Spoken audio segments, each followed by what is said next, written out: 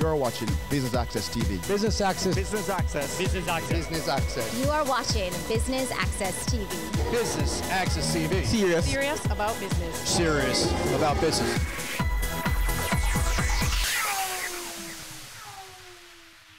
Business Access TV is going off-road for the True Juice Cross Country 5K. Now, this one-of-a-kind event takes place on the beautiful Tradewind Citrus Farm here in Bogwalk, St. Catherine, and is expected to be a day filled with fun and excitement. I'm Jamila Maitland. Stay with us for the highlights.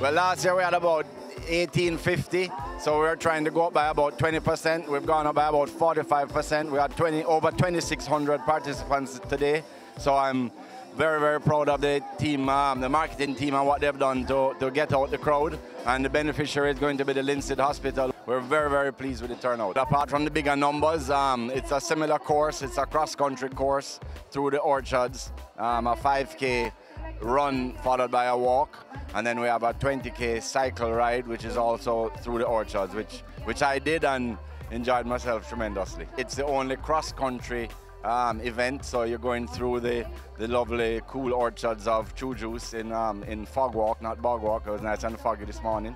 And it's just one of a kind, so rather than running through the streets of Kingston, we're running everybody through the hills and valleys of the True Juice orchards.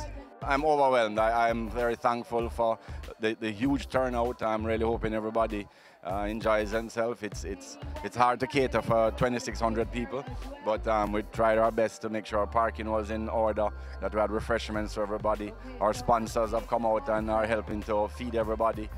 Purity, Nature's Valley, Excelsior, and Wisynco with their line of products, water, Powerade. They've come out and helped to complement what True Juice has to offer. So True Juice is the main sponsor as a host, but we've gotten a lot of support from other sponsors to make this possible.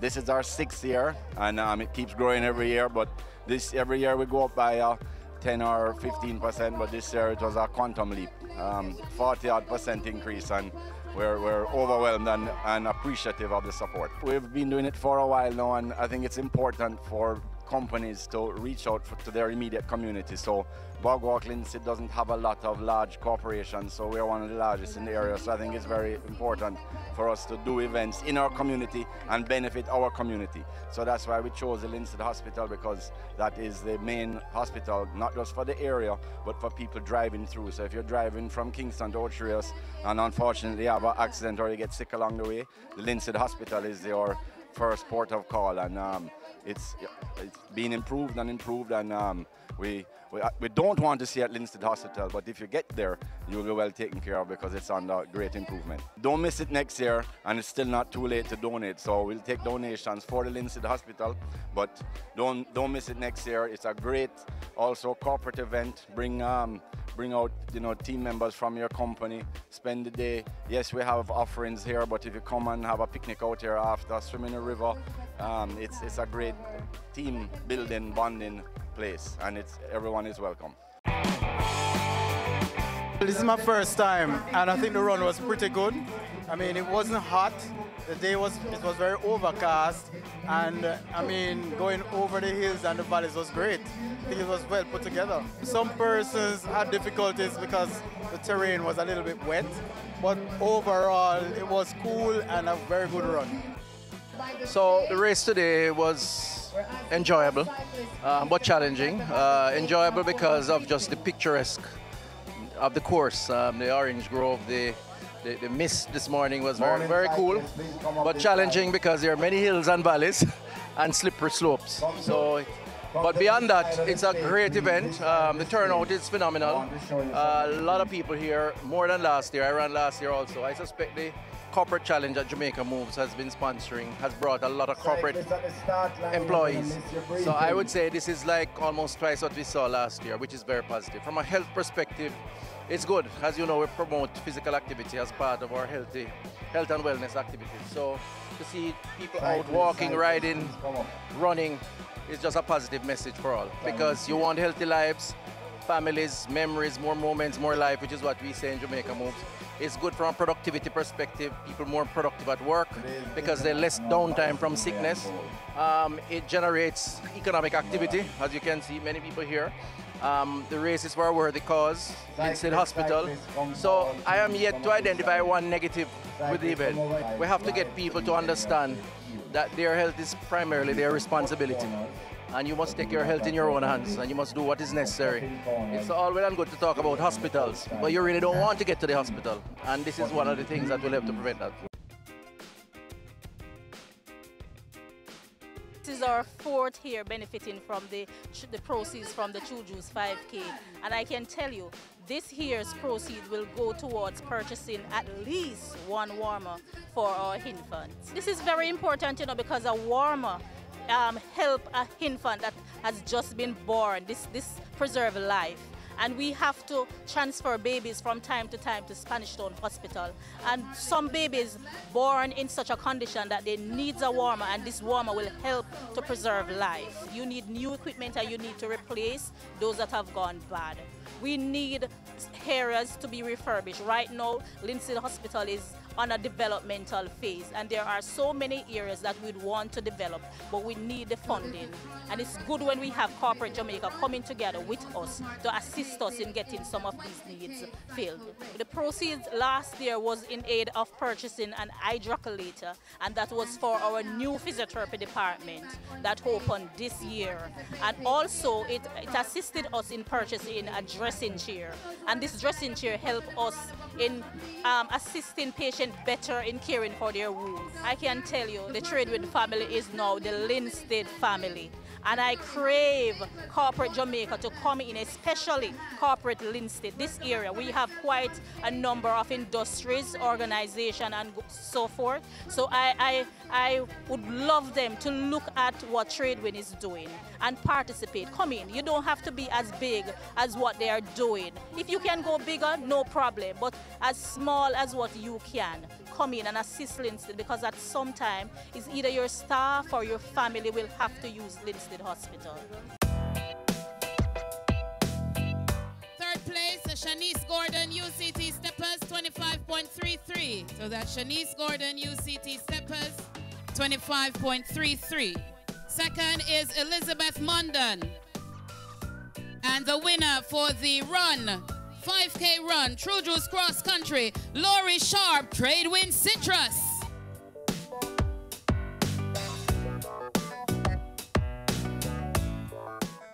And the winner for the 5K run, Garfield Gordon, UCT Steppers. Kenesia McDonald, NCU. And the winner for the True Juice Cross Country 5K walk is Anna K. Swaby, Shizzle Fit. Now we go to the men. Ashia Morgan, Shizzle Fit third, 32.26. Make your way on stage. Then second is Gladstone Johnson, NCU. And the winner is Dawell Allen, NCU 91 FM. Please make your way to the stage. For the teams, the third place trophy goes to Rainforest Seafoods, Tradewind Citrus, and the winning team is UCT Steppers. So Sophia Manning, you are second in the female cycle race. And the winner now is Elizabeth Mondal. Receiving her trophy, she will also receive a gift basket courtesy of True Juice. Let us go to the men. Third place for the men, David Osborne. And second place is Fraser McConnell. And the winner for the 20K cycle, Bobby Barnes. So we're down to the final set of presentations for those who participated, the female who participated in the run and the cycle, and the male who participated in the run and the cycle. For the female, Elizabeth Mondal. So for the men, Carlisle Russell, Rainforest Seafoods.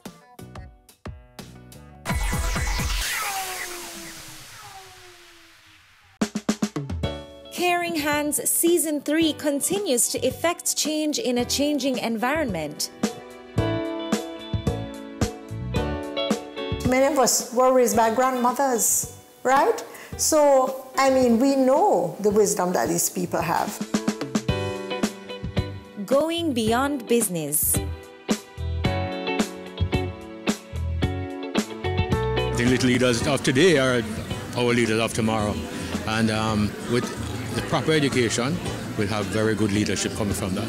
That's Season 3 of Caring Hands, creating change and shaping lives, every Sunday at 5:30 p.m. on Business Access TV.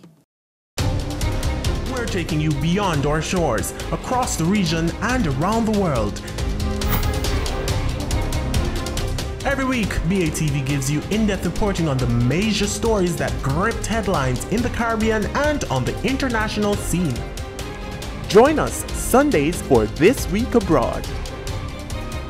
Business Access TV, serious about business at home and abroad. Weekend Business Report. Economic windfall. Unsecured loans. Alleged corruption. Follows the closure. If they made this investment. Brokers strive to increase revenues. He sought some answers. Financial meltdown. Here are the week's final numbers. Here's Garth. News Roundup. Camille, it's back to you. That's Weekend Business Report with me, Keneal Gale. Saturdays and Sundays.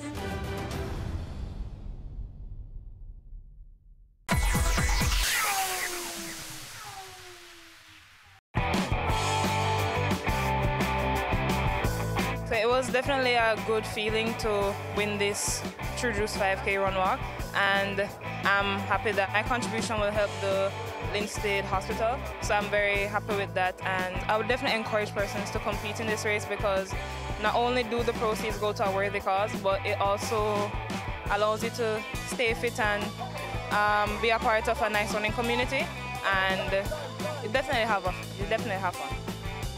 I feel very proud of myself that all my hard work and my working out has paid off. So it feels very good. How I feel about the proceeds? It's one of my main reasons why I enter the walks. I think it's going to a worthy cause, so I don't mind doing it. I don't mind participating in it for a worthy cause. I would tell persons who want to participate in an event like this, any 5K walk or any event, it's going to a worthy cause. It's worth a try. Go, do your best, because your only limit is you. It was a great feeling, you know. The race was very challenging, but I did my best. Going into a race, I always want to come first, so I give my 110%. So whatever the end result is, I'm happy with it. It's for a worthy cause. We are all for it, and we'll always come out and support True Juice. So. It's an excellent feeling to become the winner again, because I won it last year, but I think I have a better time this year. My aim going into the race was just to pace myself, really, because I know I don't have much competition, just to keep the splits equally. It's an excellent feeling, you know, knowing that I'm able to help somebody. It's a good moment now, good feelings, you know, sir. I never know that I could place in a second. 2 years ago I come third, and I come second this year. My aim is to really try finish the top in the Jamaica Move Challenge. You know, all of these charity movements, I take part in them, just run for a passion. So it's a good look, good move. I love what everybody is doing, the True Juice body, the Jamaica Move, every one of them, the sponsors them, the support all of these charity movements and elevate these hospitals around Jamaica.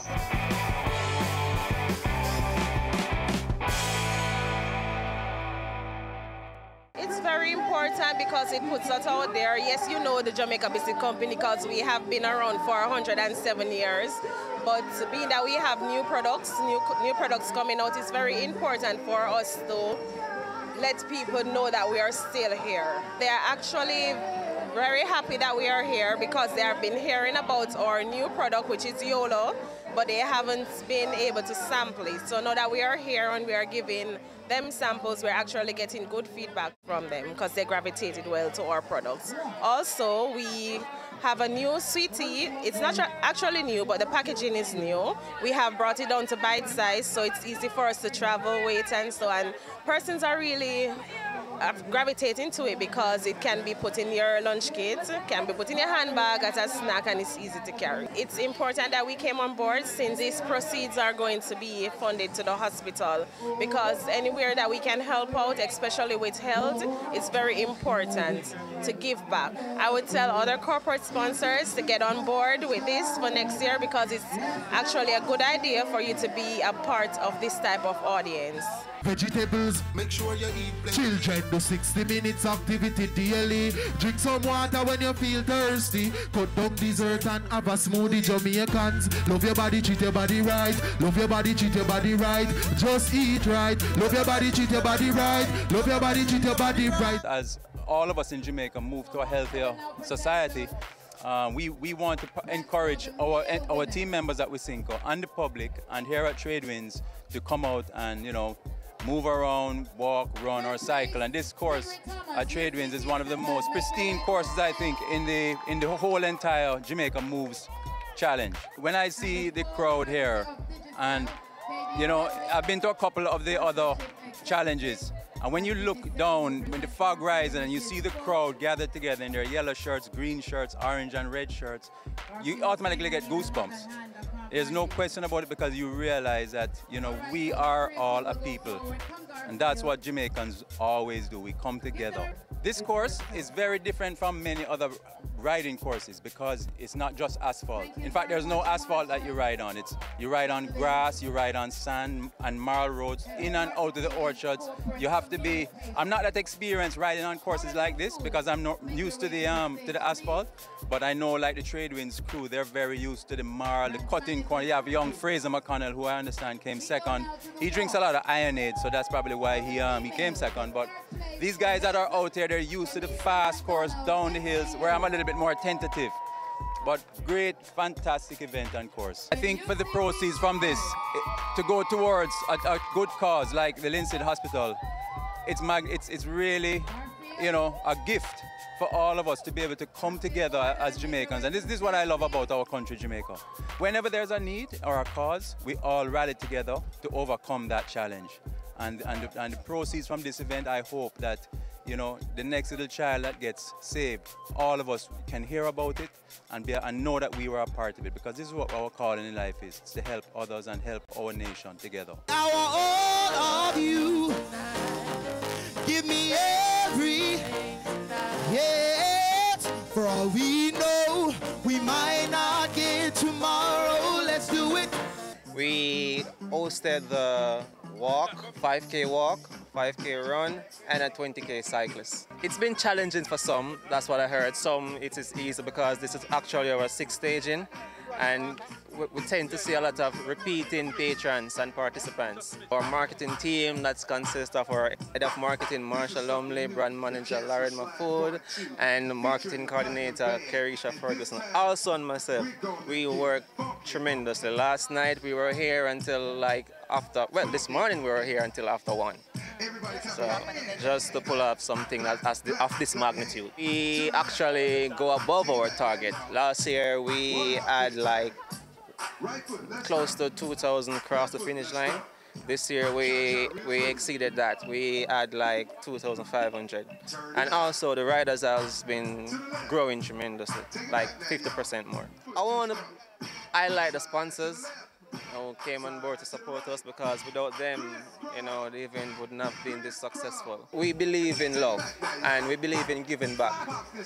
And for corporate Jamaica to come and put together and make our medical facility more conducive, it means a lot to our consumers, and the consumer will really appreciate it.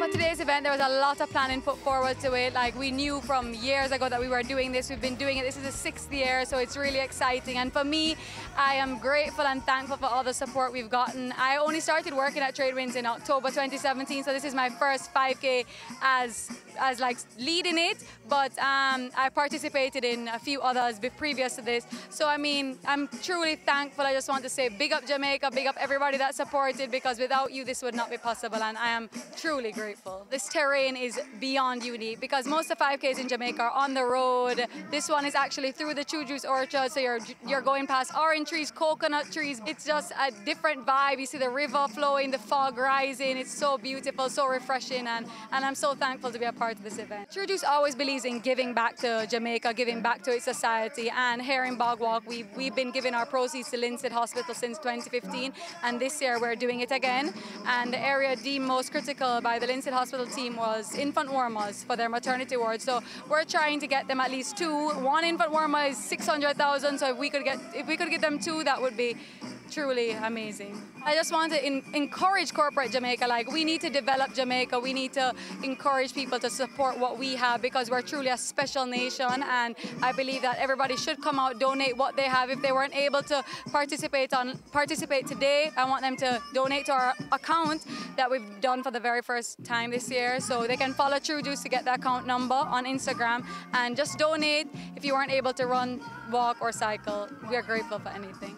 You missed an event, a true 100 event, but we encourage you to come out next year. We'll be hosting it again. So just keep updated, keep updated with what we are posting, and come out.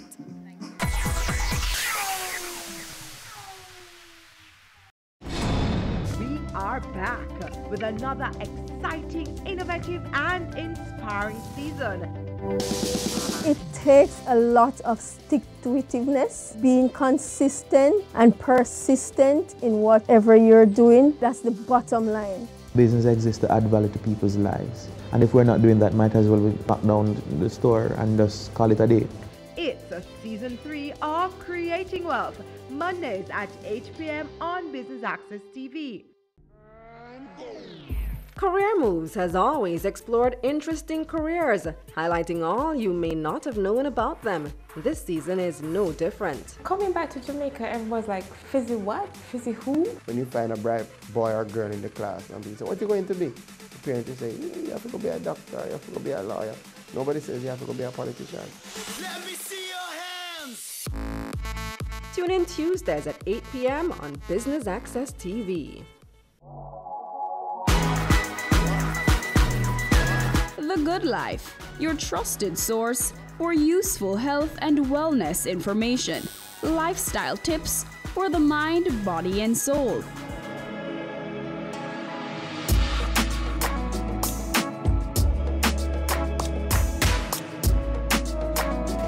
Tune in Tuesdays at 8:30 p.m. on Business Access TV.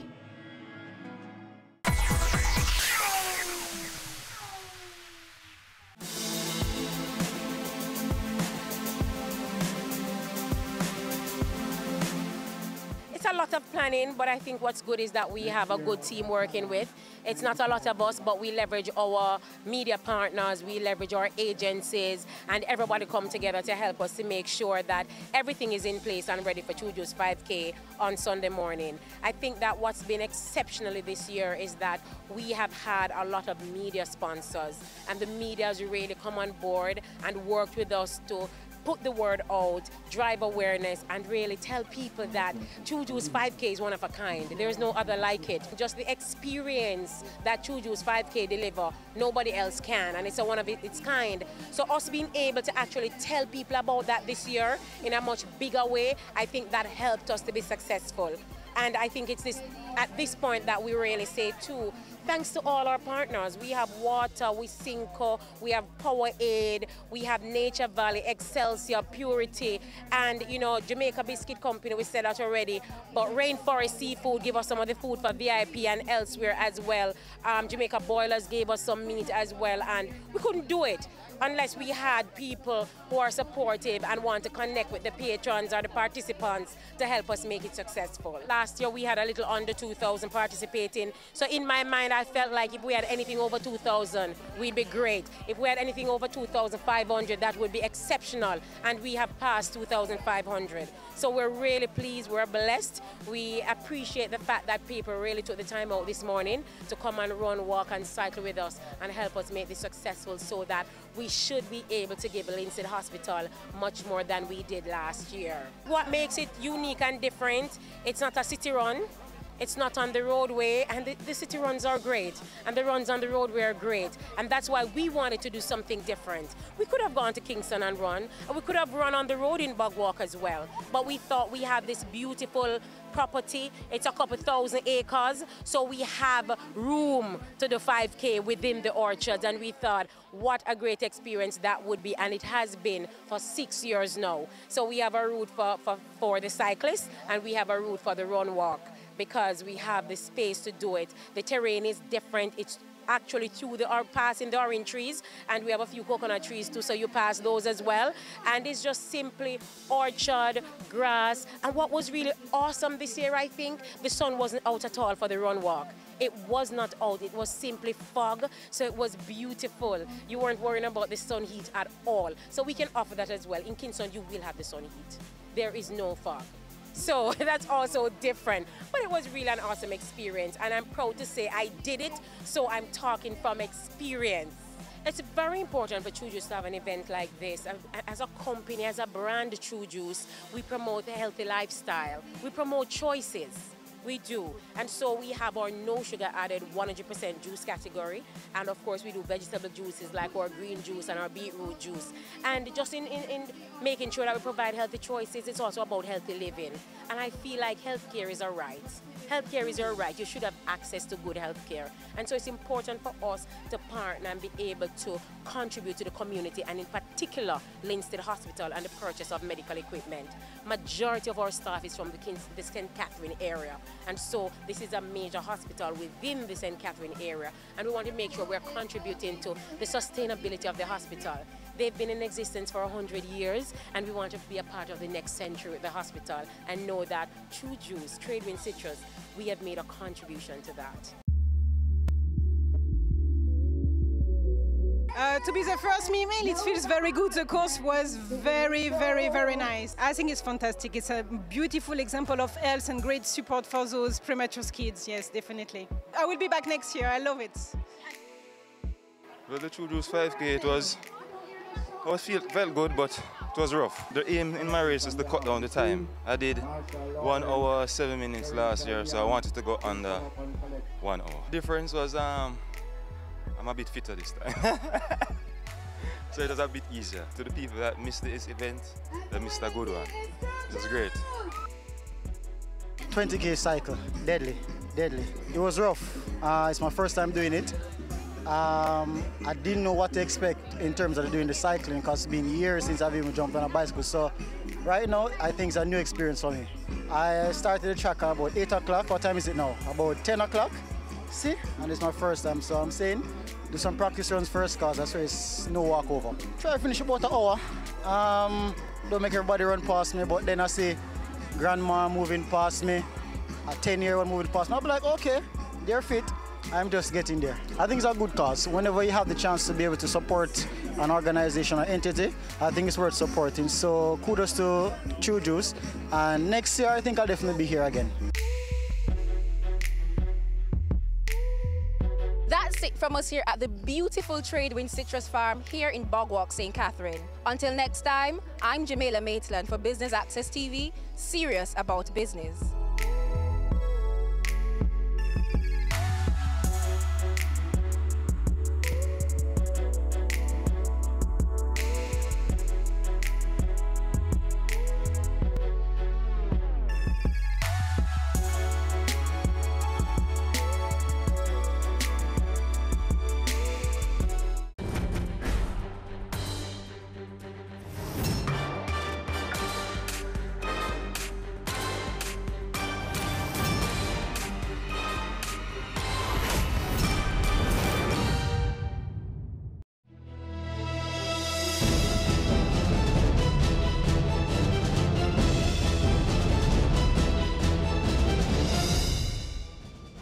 This week abroad.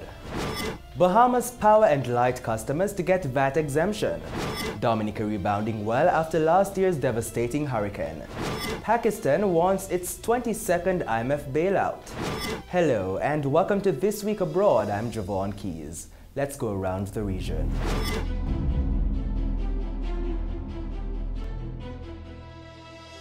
The assets of the Trinidad and Tobago-owned oil refinery Petrotrin will be vested to other agencies. The process will begin in Parliament this week. While making the announcement at the post-cabinet press briefing last Thursday, Minister of Communications Stuart Young said the assets will be vested into 3 new entities. Transfer and vesting of assets in Petrotrin into 3 new companies as part of the cessation of operations of Petrotrin on November 30th, 2018.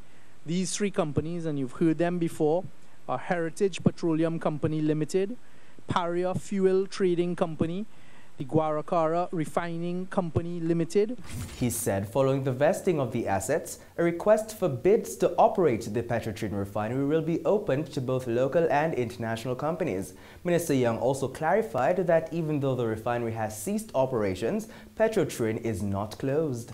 Petroleum Company Trinidad and Tobago Limited, Petrotrin, is the 4th subsidiary of this new holding company, so Petrotrin has not been shut down. Petrotrin continues for legacy items and legacy issues to be worked off. You've heard the opposition try to mislead the population, saying that Petrotrin is being shut down to deal with AV drilling. Absolutely not true. The government in Guyana is expected to sign 2 air service agreements before year end, one with Tanzania and the other with Ghana. Director of Air Transport Management at the Guyana Civil Aviation Authority, Zahid Silman, says the agreement was a pretty standard one.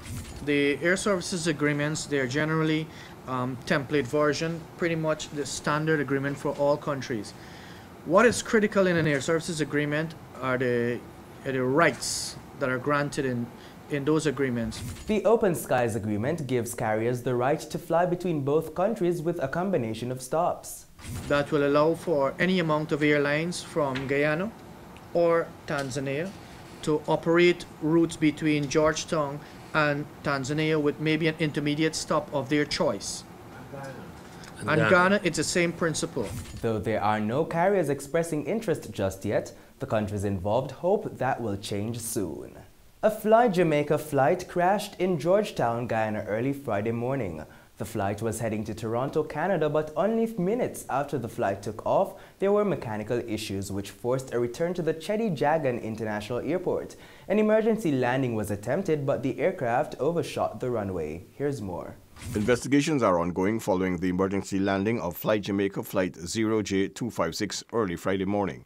This was disclosed by Minister of Public Infrastructure David Patterson at a media briefing hosted at the Cheddi Jagan International Airport.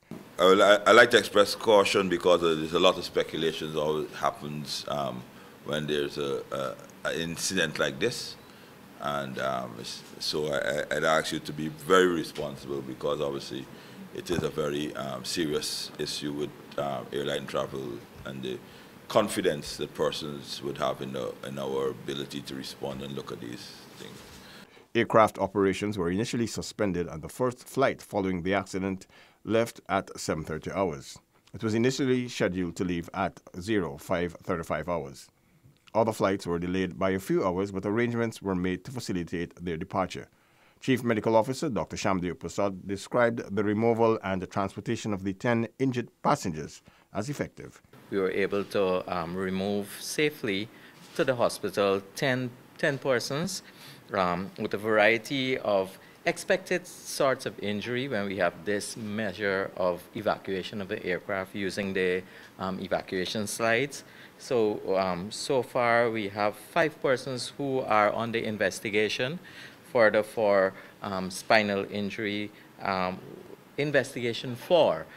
So they're having further x-rays and so on done. Diamond Hospital at this point could not do everything, so we have 7 of them sent to Georgetown Hospital for further tests.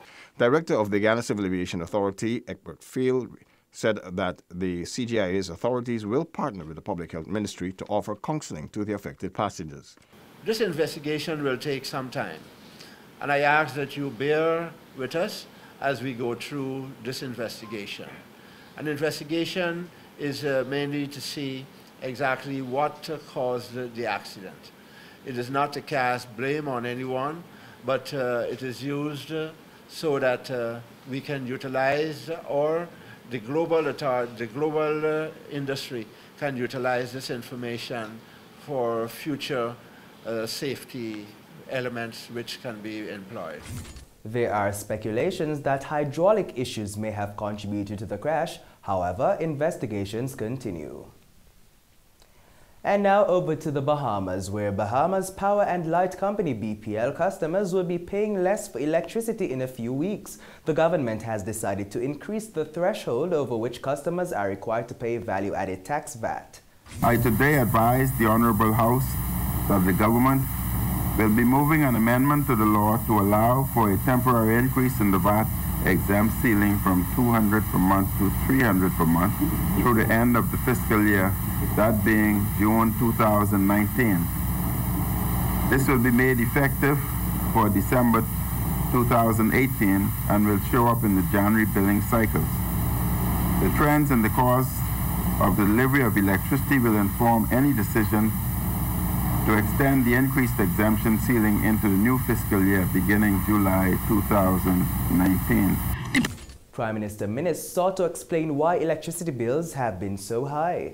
Fire at the Clifton Station Speaker, 2 generators were damaged, thus taking about 70 megawatts of energy out of the supply at Clifton, resulting in the Blue Hill power station being utilized to make up for the additional 70 megawatts energy. And I want them to note that the Clifton utilizes Bunker C, which is by far cheaper than what is utilized at Blue Hill diesel, which is over $5 per gallon. And now over to Antigua and Barbuda, where a referendum took place to decide whether or not the country should replace the UK's Privy Council with the Caribbean Court of Justice (CCJ) as its final court of appeal. Over 50% of the people who voted chose to stay with the Privy Council. Prime Minister Gaston Brown said the referendum failed because of opposition propaganda. We knew that getting 67% of the votes was an extremely daunting task, practically unachievable without the support of the main opposition party. The support of the opposition was very important to mitigate against the natural inclination of electors to vote no in a referendum. And this is a point that I raised during the initial consultation at the Multipurpose Center. Unfortunately, despite our commitment to pursue a joint initiative with the opposition, the efforts failed. Instead, members of the opposition were successful with their propaganda, which was predicated on lies, half-truths, and innuendos. The resultant scaremongering created sufficient fear among electors, which undermined the yes vote. He said the outcome was disappointing and will impact future constitutional reform. The outcome, even though disappointing, was not surprising. I am satisfied that my government discharged of its responsibility by making the option available to the people of Antigua and Barbuda to make justice available to all at the apex level and to bring our final court to the Caribbean. My biggest disappointment is the impact of this failure on future constitutional reform.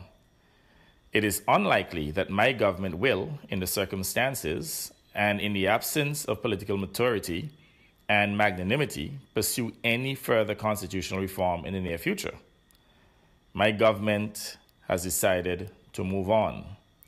We will put this unfortunate development behind us and press on with the people's business. Meanwhile, Grenada also had a referendum on the CCJ. It was the second time in 2 years Grenadians were being asked to choose between the UK Privy Council and the CCJ, and again they rejected the CCJ. Prime Minister Dr. Keith Mitchell said the country would be better off with the CCJ. If we had Dominica constitution, we would not be debating anything here today, you know? That's correct. Because the NNP would have gone to Parliament with its 2/3 majority and passed it. And you know, not propaganda that you heard, people would have realized they were a bunch of lies. And the country would have been better off because our final court would in fact be led and adjudicated by Caribbean people who understand our issues. And they would, of course, be able to help us to deal with the present of the lower courts, which is a serious issue that we're facing in our country. So I'm saying it's unfortunate. People must not play games with the lives of the people that they're supposed to serve. Both referenda failed because they did not achieve the required 2/3 majority of votes cast. Please don't go away. When we come back, Dominica is still open for business. More TWA on the other side of this break.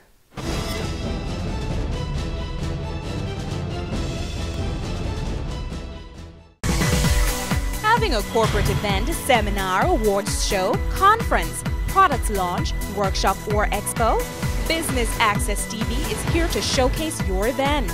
Contact our sales department at 908-0919, 906-6357 or 908-2775 for more information. Business Access TV, serious about business. Caring Hands Season 3 continues to effect change in a changing environment. Many of us were raised by grandmothers, right? So, I mean, we know the wisdom that these people have. Going beyond business.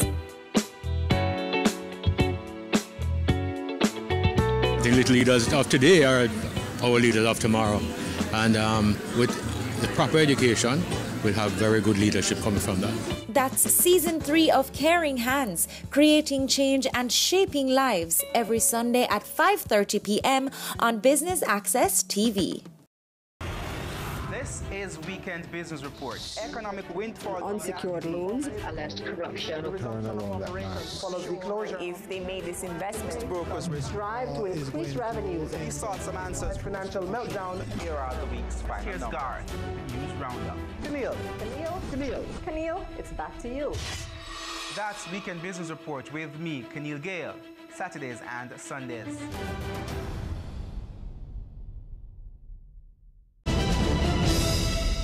Welcome back to This Week Abroad. Dominica is still on the road to recovery after 2017's devastating hurricanes Irma and Maria. And Prime Minister Roosevelt Skerrit says the 2018 staging of the World Creole Festival is a great opportunity to show that the Nature Isle is open for business. TWA caught up with Prime Minister Skerrit at the festival. Take a look.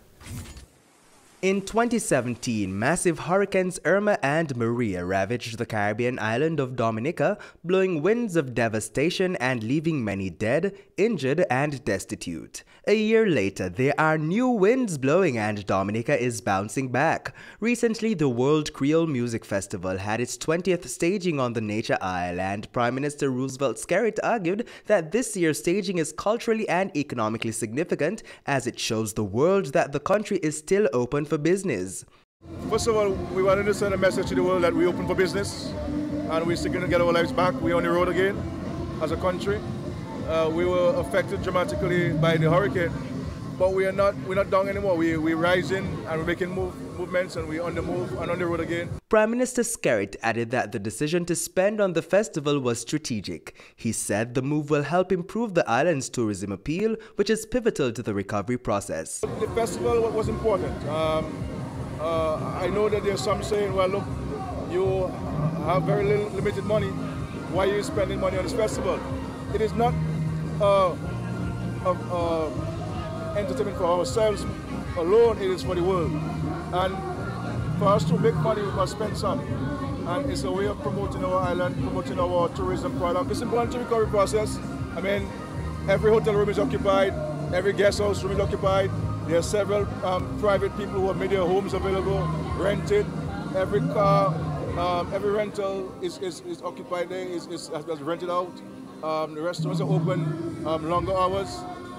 You know, it has been a tremendous positive impact on the economy. and we need it more now than ever before. Every single dollar is important to us, and we need every single dollar we can get to help us build this country. Meanwhile, the Prime Minister said the private sector continues to play a big part in the rebuilding process, and the government is facilitating this. We have been helping the private sector in a massive way, not only through direct fiscal incentives and tax holidays, but also making funds available at our development bank at 3% to the private sector. 2%, it was reduced to 2% after the hurricane, and with a 12-month grace period. So we are helping where we can with the limited resources that we have to expand the private sector so that it can have a greater impact on the economy.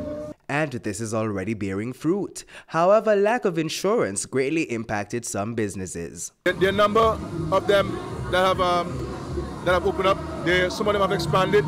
There are new businesses in the country. Obviously, some people were impacted by the insurance. They were heavily uninsured.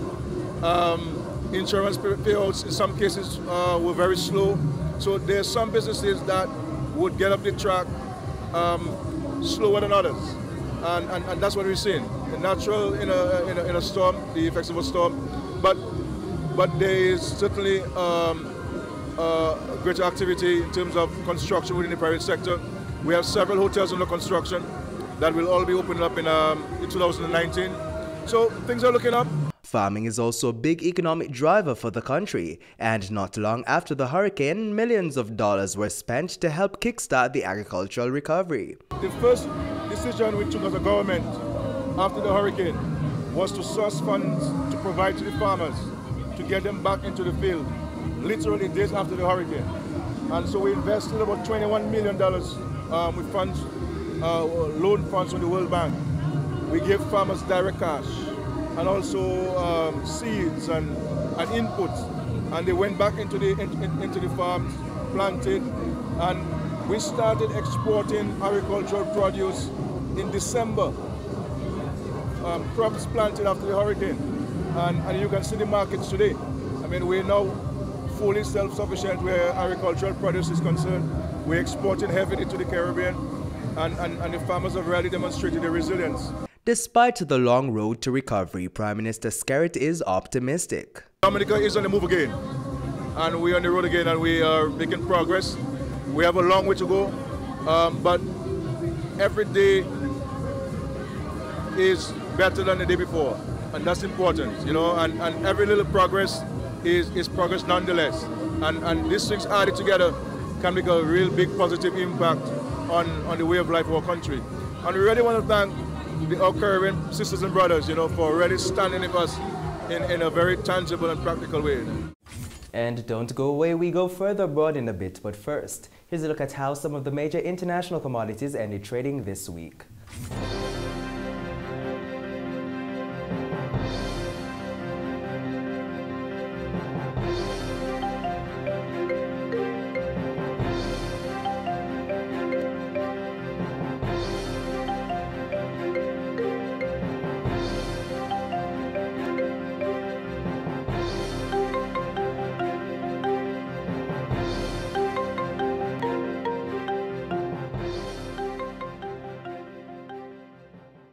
Coming up, international stories. Please stay with us. We'll be right back.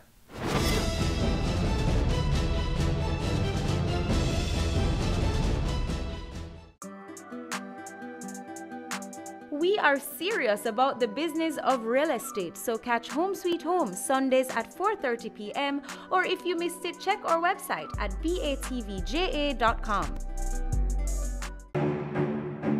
Go for God Family Church. Today's message is for those of you who thought that Jesus was finished. Inspiring messages. I'm here to tell you today that you are excellent. God is excellent. Empowerment from biblical motivation. To be glorified means to endow with authority. A woman is a powerful, creative being.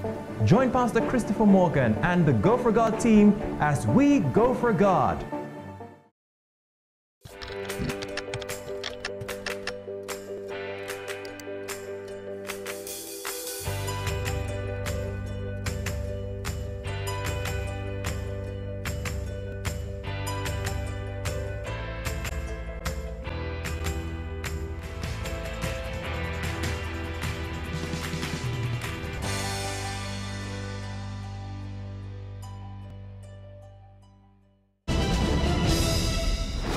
Welcome back to This Week Abroad, and thanks for staying with us. The American midterm elections, which took place last Tuesday, was widely seen as a referendum on President Donald Trump and his policies. However, the big point for discussion has been the clear split in the outcome, with the Republicans still holding the Senate and the Democrats taking the House of Representatives. Al Jazeera's Rob Reynolds reports. The voters have spoken. Democrats will control the U.S. House of Representatives. So thank you all for making the future better for all of America's children. God bless you. God bless America.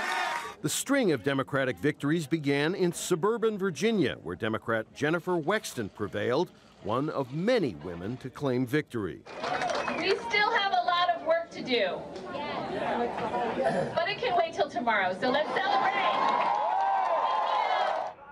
As had been widely predicted, Republicans retained control of the Senate. In the high-profile Texas Senate race, incumbent Republican Ted Cruz narrowly defeated his Democratic opponent, Representative Beto O'Rourke. This was an election about hope and about the future, and the people of Texas rendered a verdict that we want a future with more jobs and more security and more freedom. The takeover of the House is a rebuke to President Donald Trump, who held dozens of rallies and explicitly made the midterms into a referendum on his leadership. He campaigned furiously in the final days, relentlessly stoking fear of a column of bedraggled migrants slowly making their way through Mexico to the U.S. border. If you want more caravans, if you want more crime, vote Democrat tomorrow. That may actually have hurt Republican incumbents in more moderate suburban House districts, because exit polling showed the most important issue to most voters was health care. Democrats campaigned heavily on preserving and shoring up the Affordable Care Act. Turnout was extremely high for a midterm election. Long lines formed in states from coast to coast, often extending blocks from polling stations. In some places, people waited for hours to cast their votes. Once they take office in January, House Democrats will certainly launch a series of investigations into Trump's ties with Russia, his family's business dealings, his taxes, and other issues. Cabinet members and heads of federal agencies will likely be grilled about alleged ethical lapses. The political dynamics in Washington shifting under the president's feet. China's president has promised to cut import tariffs and allow greater market access to foreign companies. Xi Jinping did not refer to China's trade dispute with the United States, but he warned that free trade was under attack. He made his remarks during the opening of a vast trade fair in Shanghai. Here's more from Al Jazeera's Adrian Brown. It is only from the air that you get the scale of this vast event happening on the edge of Shanghai, China's commercial hub. The expo is part of an effort to rebrand the country's global trading image. It was planned long before the United States began imposing tariffs on Chinese imports. Many heads of state and prime ministers are here, but none from the world's leading economies. At the opening ceremony, President Xi Jinping once more presented himself as the guardian of free trade, or at least his version of it. China is committed to further opening up and promoting free trade. China will remain a strong advocate of global openness and will be the main driver of global economic growth. He didn't refer to China's trade dispute with the United States, but warned against a winner-takes-all mentality. The president also failed to mention some of the complaints that foreign executives have about doing business in this country. They complain that the Chinese leadership's public commitment to free trade often aren't borne out by its actions. US companies are represented here, even if their government isn't.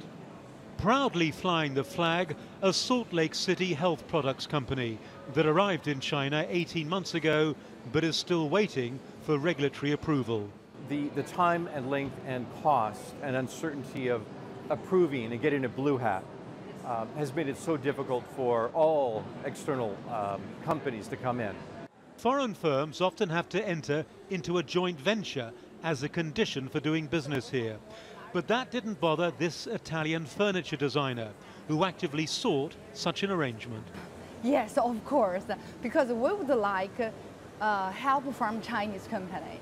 You know, to be a Chinese is we know a lot of things we cannot develop well. Shanghai's dazzling nighttime skyline is often touted as a symbol of China's openness. But some economists warn that if its leaders fail to deliver on the promises made at this expo, those flashing lights could one day become warning signals. Adrian Brown, Al Jazeera, Shanghai. Despite Pakistan's economy getting better, the country is still in talks with the IMF for a bailout package worth some $12 billion. If approved, this will be Pakistan's 22nd IMF-supported economic reform program. Here's more. It's often called the lender of the last resort, but Pakistan never seems to get enough of the International Monetary Fund. The government is negotiating its 22nd IMF bailout package since 1950, even as the finance minister says the balance of payments crisis is over, thanks to some generosity from its allies. $12 billion का हमने आपको gap बताया था. I told you we needed $12 billion. We have received $6 billion from Saudi Arabia, and we expect support from China as well. So the immediate balance of payments crisis that Pakistan was facing is now over. Saudi Arabia has given $3 billion in cash to help shore up Pakistan's foreign currency reserves. It's providing a further $3 billion loan in the form of deferred oil payments, and the government expects similar support from China and the United Arab Emirates. Experts say the commitments from other countries should help Pakistan secure more lenient terms from the IMF. They expect the government to seek a loan for $12 billion at an interest rate of 2%. In response, the lender will likely want to see tax collection rise. The government will have to share its plans to privatize loss-making public sector entities, and the central bank will have to stop intervening in currency markets and let the Pakistani rupee depreciate against other currencies. That should breathe life into stagnating exports. We are hoping that we will be exporting more value-added textiles. Then basically we have agricultural products, we have sports goods, we have surgical equipment which we export from Pakistan, leather goods. Pakistan needs to export. So we need, we want to sort of get some help in pushing our exports. But critics say tax evasion and poor governance lie at the heart of Pakistan's economic troubles. And unless Khan's government can get people and businesses to pay their fair share, this 22nd trip to the IMF may not be its last. Mubin Nasir, TRT World. And that's it for This Week Abroad. Thanks for going around the region and across the world with us. We're back next week with more regional and international business stories, but please join us Mondays to Fridays at 7:30 p.m. right here or live on our Facebook page for BATV News. I'm Javon Keys. Have a great week.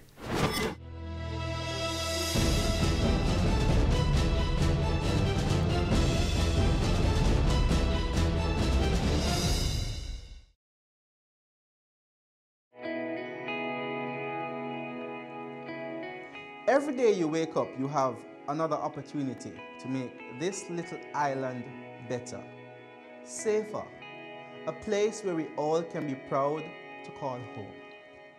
It's time we all recognize that every little thing we do has an impact on the Jamaica we live in now and the country we're leaving for our children.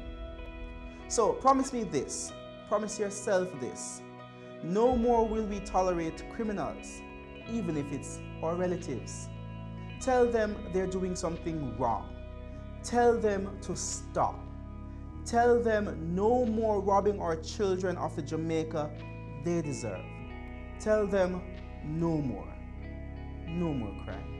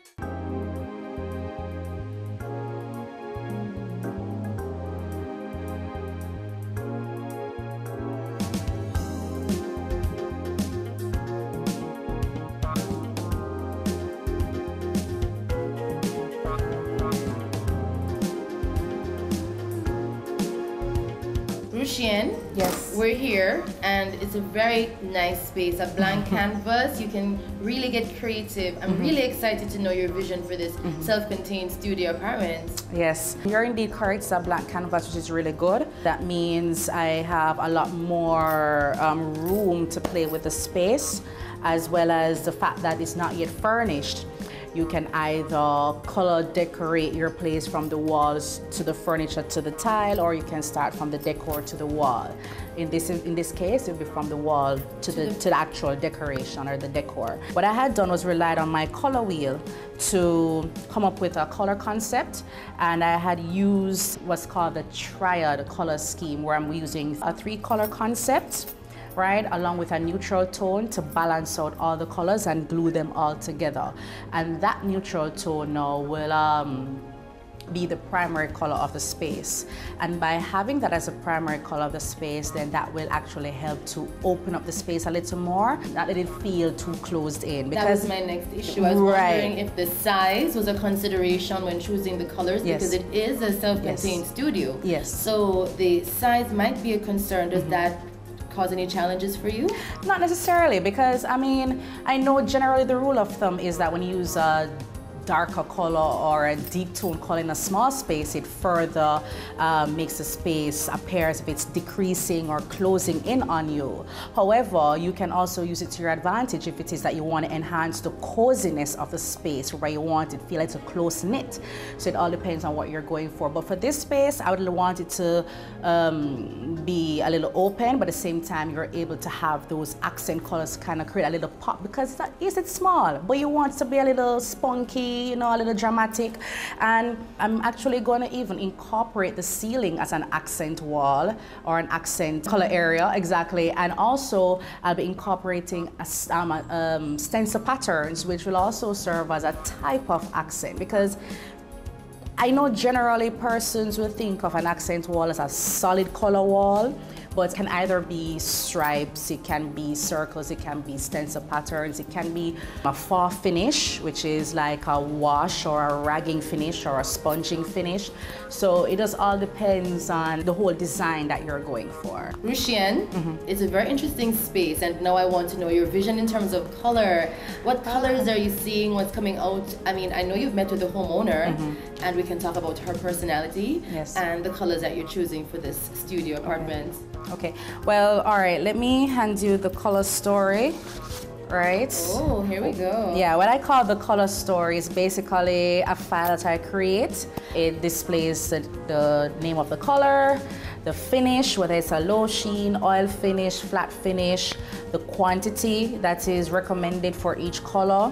And there's a little special comment column which serves as, you know, basically disclosing what I'm going to do with that color. That you want right. So basically, the color scheme I came up with for in here, as I said, is just a balance between the warm and the cool.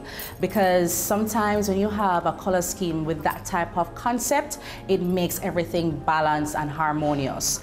Yes, you can have a space that has predominantly or only cool colors, but then if you want that mixture whereby it gives you that bit of calm, relax, but then at the same time you want a little warmth, a little vibrance, then you can have that as well. For this space though, the type of colors I've chosen between the warm and the cool were basically like a mid-tone type of range of colors, nothing that's too deep. The main color of the space is called Lovely Lace. When I say the main color, it will run right throughout, but then you have the pops of color here and there. The other tone I was looking at, which will serve as the accent color, is called Emerald Satin. This is the Emerald Satin. Oh, I see. Right? And that will serve as the accent color for the wall that faces the entrance as you walk through or enter the studio apartment. And the other color, or the complementary accent color, is called Very Berry. I like where you're going with this. I'm getting a very jewel tone, but relaxed. Yeah, it's pretty much royal. It's a royal space. So when you look back at the color wheel that I was referring to earlier, and the triad color scheme that I'm going with, which means a color design with incorporating 3 colors, when you look at it, right, Even the swatch here that has the purple tones sort of matches up with this hair, yes. Right? This swatch here, it closely resembles this hair, yes. And this swatch closely resembles this one here, the yellow orange, the red violet, and the blue green. So you get that triad. Precisely. But then now it's down to the tone that you choose to complement each other, because the depth or the saturation of the color is very important, because you don't want to choose colors whereby if they're going to all serve as accent tones, you don't want the depth of each to be too far off from each other. You want the depth of each color to be very similar. And then you're gonna have the lovely lace, which is gonna combine everything together. So you have the emerald satin, the Martian sky, these three here, and then, I'm trying to get the very in there. So you have something pretty much like this, that kind of blend there.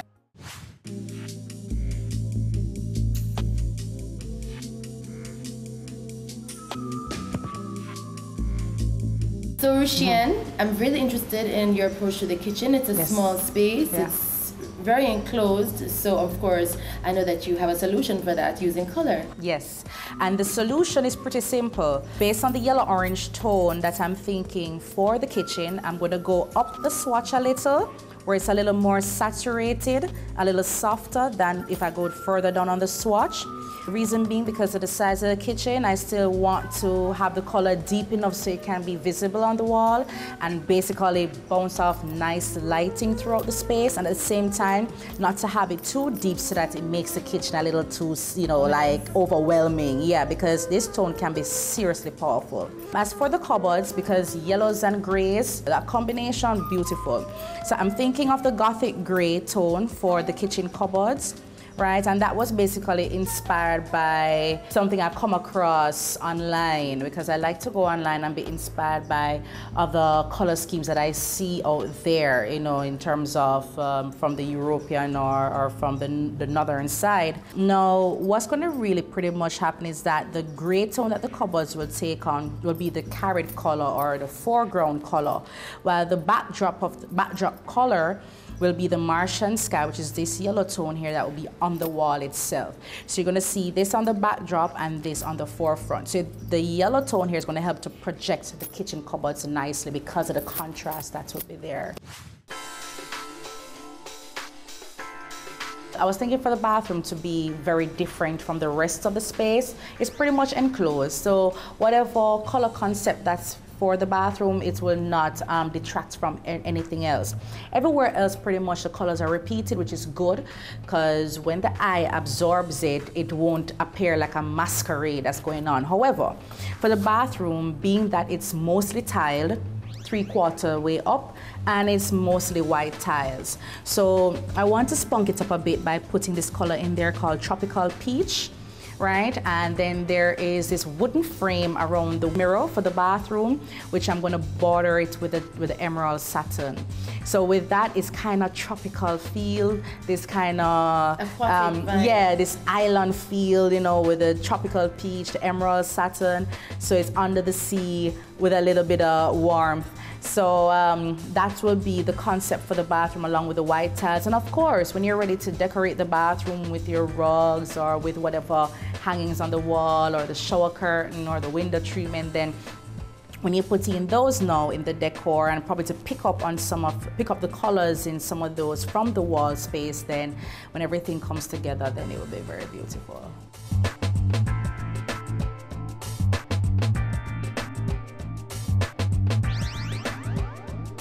Still more to come on Home Sweet Home. Stay with us. It's season 12, and Wealth Magazine Business Access is here to keep you business savvy. With an impressive mix of some of Jamaica's most inspiring business moguls, we continue to keep Jamaica informed, empowered, and ready to dominate. Tune in Sundays at 5 p.m. only on BATV. You're watching Business Access. Business Access. Business Access. Business Access TV. Serious about business.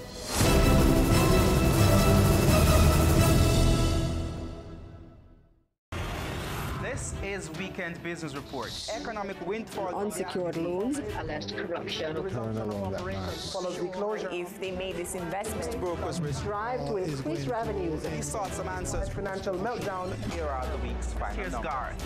News Roundup. Camille, it's back to you. That's Weekend Business Report with me, Keneal Gale. Saturdays and Sundays. Thanks for staying with us on Home Sweet Home.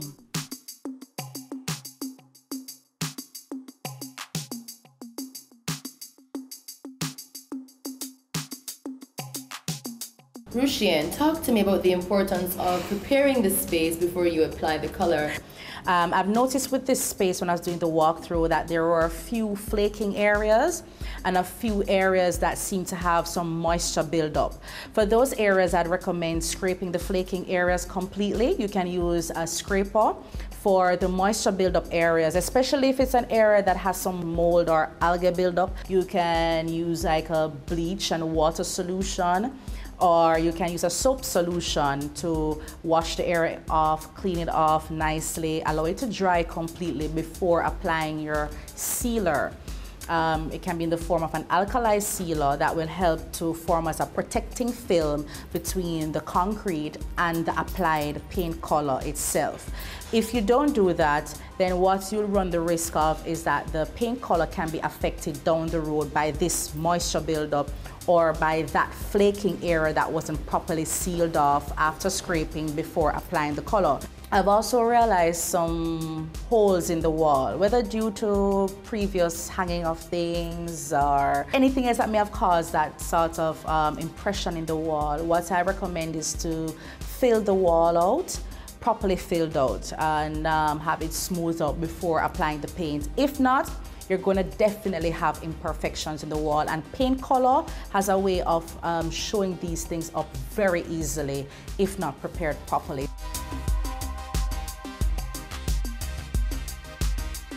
When we return, we'll have a progress report for you.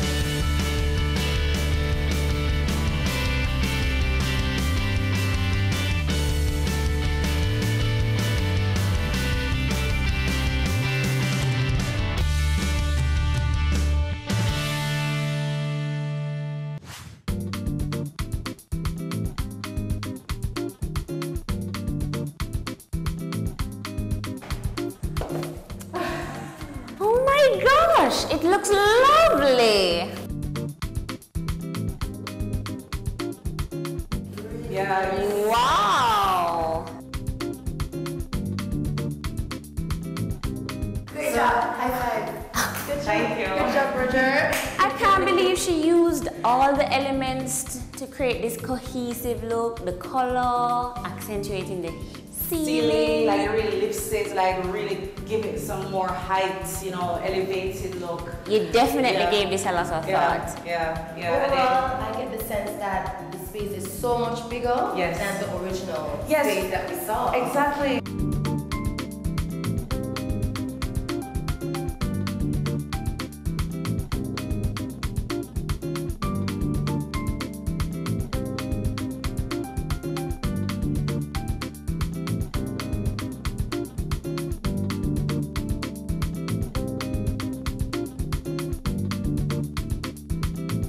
And look at the stencils, it just ties everything together.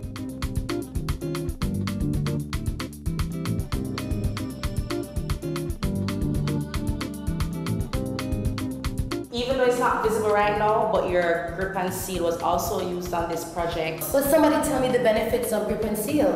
All right. Well, pretty much the grip and seal is our water-based primer for both concrete and wood. Only for wood, a lot of people tend to venture oil. Right. But now with everybody going environmentally friendly and trying to be very environmentally conscious, we're trying to get away from high VOC products. And so we went water-based for our primer so that your top coat is water-based as well, and it creates a nice package.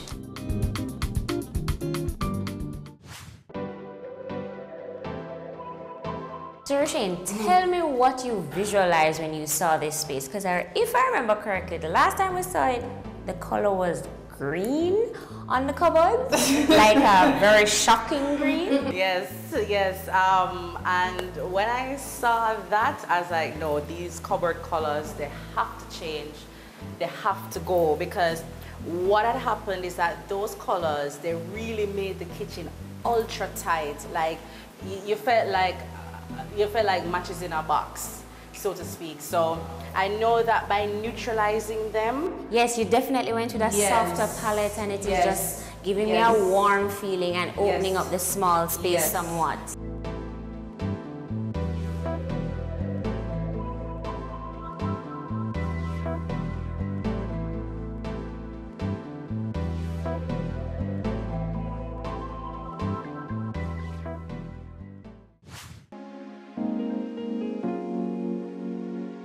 It gives a little rough and smooth. Yeah.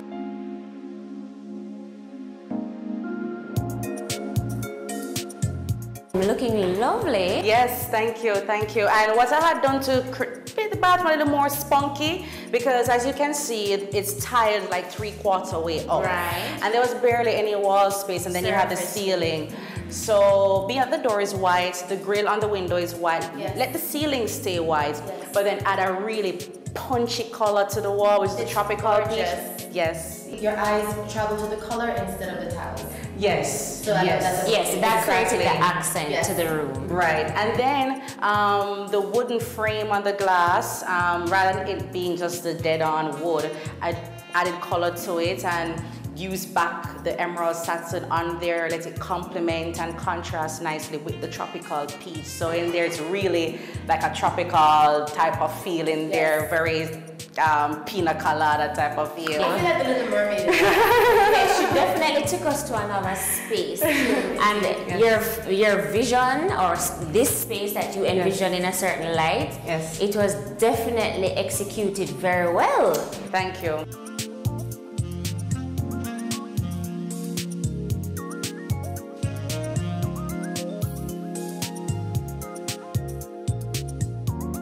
Still more to come on Home Sweet Home. Stay with us. Caring Hands Season 3 continues to effect change in a changing environment. Many of us were raised by grandmothers, right? So, I mean, we know the wisdom that these people have. Going beyond business. The little leaders of today are our leaders of tomorrow. And with the proper education, we'll have very good leadership coming from that. That's Season 3 of Caring Hands, creating change and shaping lives, every Sunday at 5:30 p.m. on Business Access TV. Career Moves has always explored interesting careers, highlighting all you may not have known about them. This season is no different. Coming back to Jamaica, everyone's like, Fizzy what? Fizzy who? When you find a bright boy or girl in the class and people say, what are you going to be? The parents say, you have to go be a doctor, you have to go be a lawyer. Nobody says you have to go be a politician. Let me see your hands! Tune in Tuesdays at 8 p.m. on Business Access TV. The Good Life, your trusted source for useful health and wellness information, lifestyle tips for the mind, body, and soul.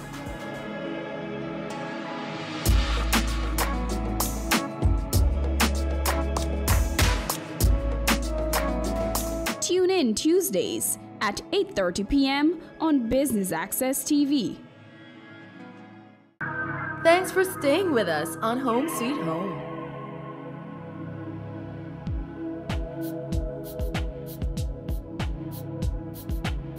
If you're just joining us, you would have missed the grand reveal of our color consultant, Russian's latest amazing project, Sun, Sea. Tropical Sun and Sea. Fantastic. Yes. I love it. I love the feeling of it. And the space has been so, you know, magnified by the colors. Yes, yes. And I think that is greatly due in part to the yellow that's used in the ceiling and the general area. So as you enter the space, it really lights up the space from above. I'm sure that a lot went into this project. Tell us a little bit about the preparation and some of the steps you have to take as a color consultant to take us to this wonderful reveal today. Well, you are indeed correct. I mean, there are lots of back-end work as a color consultant because you also have to have knowledge on paints, general knowledge. And that will include, you know, making sure you inspect the surface area, propose the right products, yes, whether it's the sealer, whether it's the low sheen or the flat finish or a certain oil finish or wall filling, things like that. You know, what kind of preparation needs to be done with a scraping or sanding, things like that, as well as the quantification of the paint, because yes, that part is very critical because you have to make sure that based on the measurements you take, you order the right amount of paints.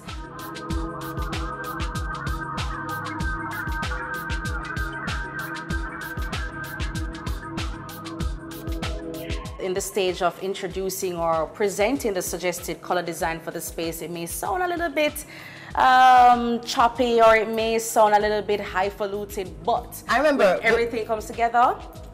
In our conversation, our prior conversation, you had palettes flying, there were color charts flying. I was in a sea of charts. Yes. And you're pointing to colors and trying to show me how they correlate to each other. Yes.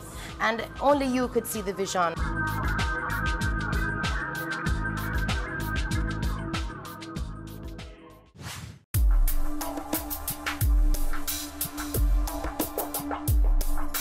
Talk to us about some of the challenges that you had on this particular project. Okay, well, the challenge is that because it's a new space, it's a newly owned property, the owner has not yet moved in. So basically certain basic necessities weren't in place. For instance, the light had to be on. And of course, you know, sometimes when you expect something to be there by the time it should be there by your service provider, you will have a little bit of delay. So the light took a while to come on. However, Mr. Thomas skillfully got the job done with little to no light in the place as yet.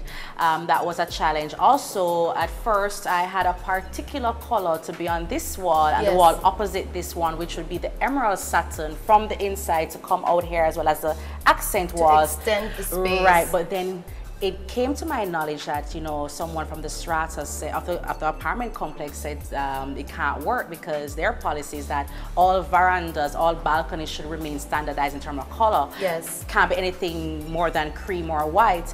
And it kind of curbed your creativity Yeah, because it would have really uplifted the patio area. However, it turned out just as nice because remember, if you don't have color on the wall, you can put the color in your decor. Yes, absolutely. Definitely so. And it's a neutral color, yes, and it blends well with the neutral colors on the inside of the space. And that is why the space feels so open from the onset. When you walk in, go straight inside as well.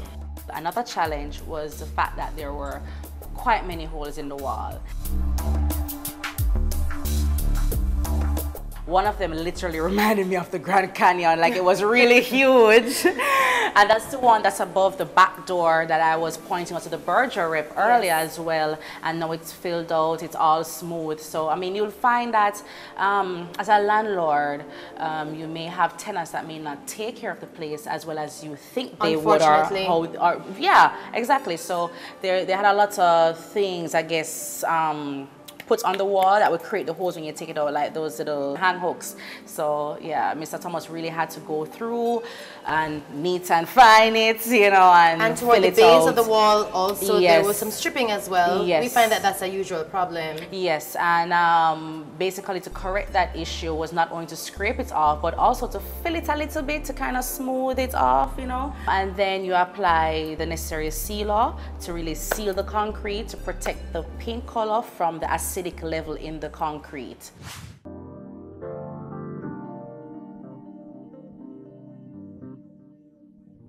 Give persons who want to paint some advice on choosing a better quality paint for value down the road. As a color consultant, there's something called a color budget.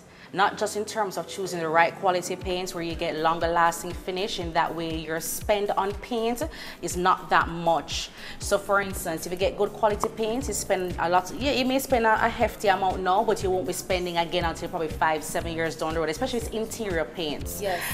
Versus getting a low quality paint and you have to spend that hefty money like in 2-3 years down the road, yes, or less. So you find that your spend is more frequent over time. Yes. As well as even the types of colors that you choose as well, because you do know that with certain colors may cost more than using another type of color, and that comes where mixed paints are concerned. So if you know you have a color budget that's not quite large, yes, then it's best to stick to mostly neutral colors, whereby it costs less to mix those, yes, than paints of color, which, you know, the deeper the color, the more it may cost you.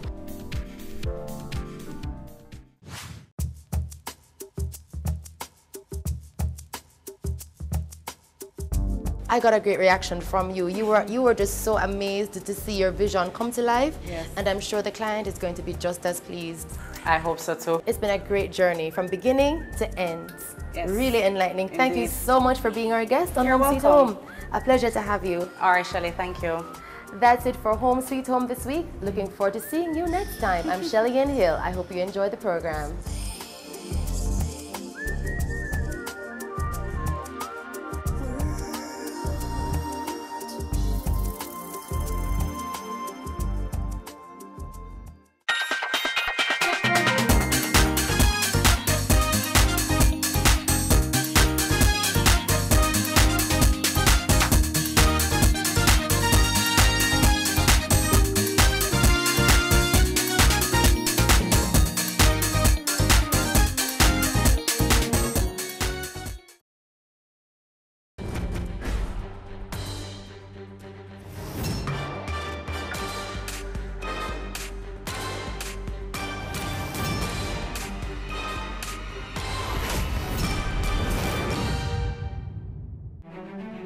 Rejected. Caribbean islands say no to the Caribbean Court of Justice. Weekend Business Report starts right now.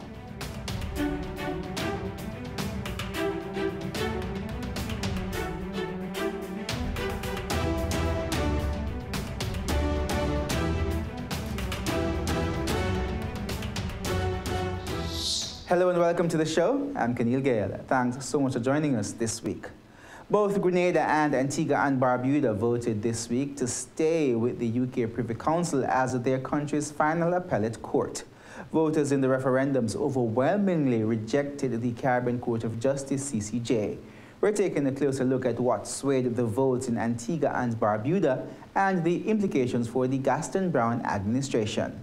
We'll tell you more about that in a bit, but right now here are some of the top stories from the BATV News Desk.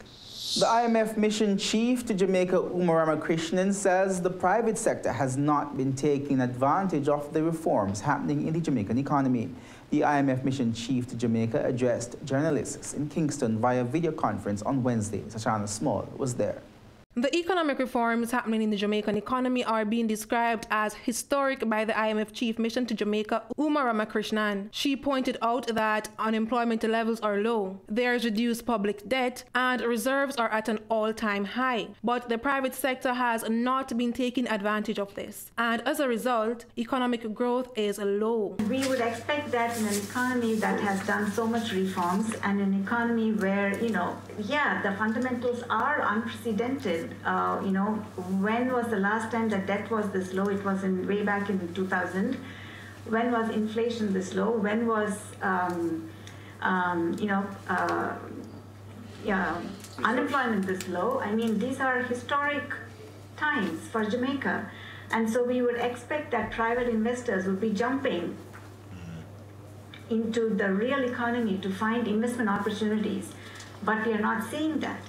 So there is something that is holding them back. One such factor that's preventing more investment from the private sector is the country's crime levels. And although Umar Ramakrishnan acknowledged the measures being taken to reduce it, she says it's still high on a global scale. Crime is still a big issue, and while there are several measures are in place and the crime rate is coming down, Jamaica, by international standards, still has a high crime rate, and so addressing that is going farther, and addressing that will attract more foreign direct investment. So that's one thing.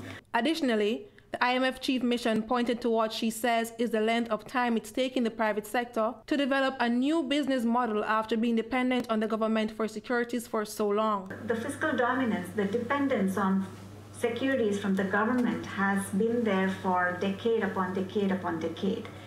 And all of a sudden, that tap has been turned off, and now the business model has to therefore shift. The private sector has to find a new business model for generating its profits in order to grow.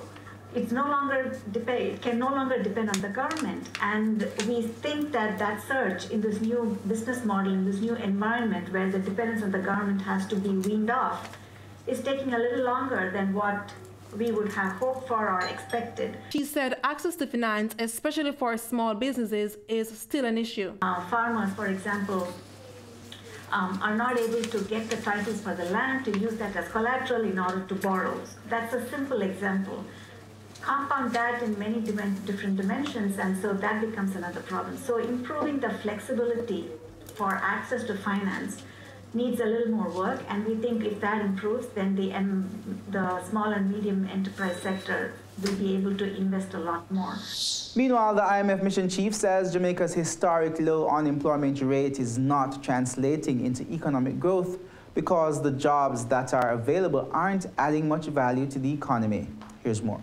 The latest unemployment figures released by the Statistical Institute of Jamaica Statin show that unemployment rate is now just 8.4%. This is a 3% decrease when compared to July last year. Youth unemployment is also down to approximately 22%. However, the IMF latest review shows that although the country's macroeconomy is stable, growth remains low. But since more people are working, why isn't the country experiencing more economic growth?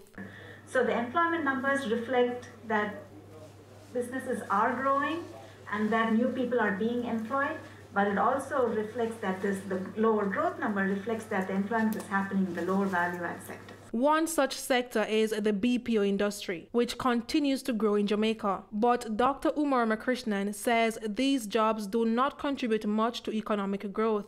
One of the reasons why the higher employment numbers are not yet translating into higher growth numbers is because the types of employment that are being generated are on the lower value-add sectors. For example, the BPO sector is a very high growth sector. It is a very high potential growth sector.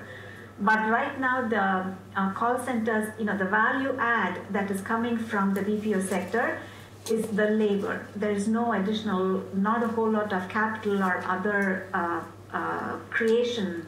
productive activity that is going on there. So in terms of value add for the growth, it is small. Researchers at the Mona School of Business and Management are warning that Jamaica must increase its exports in order to improve its global competitiveness ranking. Jamaica is ranked 79th of 140 countries on this year's report, falling 9 places when compared to last year. Jamila Maitland tells us more. After being named the highest-rated country in the Caribbean by the World Economic Forum last year, Jamaica has fallen from its 70th position to now placing 79th. But Director of the Professional Services Unit at the Mona School of Business and Management, Dr. William Lawrence, says a major cause for this is the country's market size, which is arguably too small. He says smaller countries like Trinidad and Tobago have a much larger market size than Jamaica because they export more, ranking them higher in the WEF report. Less than 15% of manufacturing output is export. The rest is local. The market size issue, the need to export, has been a perpetual call by the World Economic Forum. We've got to ensure that we provide policies, incentives, strategies to rev export up. Dr. Lawrence warned that the country needs to increase export to become more competitive. He suggests diversifying the exports. And if you look at good areas with good potential, like agro-industry, where we can use local materials, add value, produce not just food and beverage, produce cosmetics, produce household chemicals, produce a range of things. The sky is the limit, so certainly we can do more. Moving on now, for over a decade, several islands across the Caribbean have been talking about abandoning the UK Privy Council and making the Trinidad-based Caribbean Court of Justice, CCJ, their final appellate court. Well, on Wednesday, the issue, championed by Prime Minister Gaston Brown, was put to the people of Antigua and Barbuda. However, less than 50% said yes. This meant that the referendum failed to get the 2/3 majority needed to have the country adopt the CCJ. So, how did a cause championed by a popular Prime Minister fail? ABS Television News sought some answers. Prime Minister the Honourable Gaston Brown disappointed with the outcome. His concern lies with the many Antiguans and Barbudans who cannot afford to access the Privy Council. Oh, that was the primary motive that the referendum was seeking to cure. So I think those are the individuals who are, in essence, the losers. He admits the Labour Party should have mobilized earlier. As a result, you'd recognize that most of our supporters did not show up. And I think we may have missed that opportunity to provide that level of partisan leadership, recognizing there was a partisan issue anyway. Stating partisan politics interfered.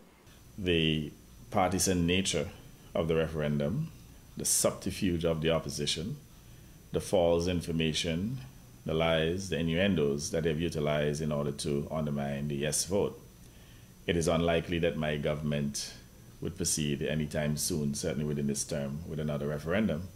Prime Minister Brown acknowledging that reaching 67% of the yes vote, a daunting task. We lost the yes vote, or the yes vote loss, but it's not a loss for the party per se, or for me personally, in that we remain firmly in control of the government, and our focus now is to ensure that we continue to expedite the socio-economic advancement of the people of Antigua and Barbuda. He says a constitutional review committee will be put on hold until a more opportune time when the people of our country are ready and when leaders of the opposition won't bring politics into it. I say here, though, to those who would have voted yes, that ultimately history will absolve them because they did the right thing. They took the sustainable position. At the end of the day, we'll have to leave the Privy Council. They can jump high, jump low. We'll have to leave. Either we're forced to leave, or at some point we may see the need to leave voluntarily, but we'll have to leave, so that day will come. I'm Sharon Miller-Taswell, ABS News. Antiguans and Barbudans making the decision to stay with the Privy Council as its final appellate court. However, a low voter turnout. Supervisor of Elections Lorna Simon provides the details. There was a total of 52,999 persons on the register For the question, 17,782 persons voted at a voter turnout percentage of 33.55. She outlines how people voted. The percentage of persons voting yes is 47.96, or 8,509 votes. The percentage of persons voting no, 52.04 percentage, for a total of 9,234 electors. The St. John's Rural South constituency had the lowest turnout. Only 26% of registered voters in that constituency voted. On the other hand, St. John's Rural North saw the highest voter turnout, with almost 42% of voters in that constituency casting ballots. Of the 17 constituencies, only 7 voted in majority favor of acceding to the CCJ. They are St. John's City West, St. John's Rural East, St. Peter, St. Philip's North, St. John's City East, St. John's City South, and St. Mary's North. St. John's City South garnered the highest number of yes votes with 62%. Meanwhile, an overwhelming number of Barbudans casted ballots against the CCJ. 78% voted against acceding to the Caribbean Court of Justice. Jessica Russell, ABS News. Gaston Browne is Prime Minister today, and I think it's my professional opinion that if an election were called tomorrow, he would win again handsomely. The UPP is still in a mess. They still have major issues that they need to deal with in terms of the leadership and the focus, structuring the party and rebuilding it and whatnot. This does not signal by any far stretch of the imagination that the UPP is strong. That's the declaration political scientist and pollster Peter Wickham made as he noted that the government still has the support of the majority of residents. The political scientist was responding to statements over the airwaves in which persons equated the outcome of the referendum to a victory by the UPP. He suggested that the opposition should refocus and address its leadership matters. Wickham recommended that the government should put the overall issues pertaining to constitutional reform on the back burner at this time. Personally, I think that matters of constitutional review ought to be off the table for Ali now, and maybe they can pick them up after the next election if they feel so inclined. But in the meantime, the developmental agenda and other issues that were important I believe should be prioritized, and they should press on with those. So should this country follow in Grenada's footsteps and attempt the referendum on the CCJ a second time? It takes a lot of energy to put a referendum together. It's costly. And I would think that the government would be ill-advised to go down this road, certainly for the remainder of the parliamentary term. Maybe in the next term, a government may do this, but one would argue that Prime Minister Browne, certainly if he were to win the next election, would not want to see this as a priority. Amar Sayre is reporting for ABS News. Company News comes up next, then later. Could cheap fashion be ruining our oceans? We'll hear what some scientists think. That's in the final segment of the show. More will be after this break.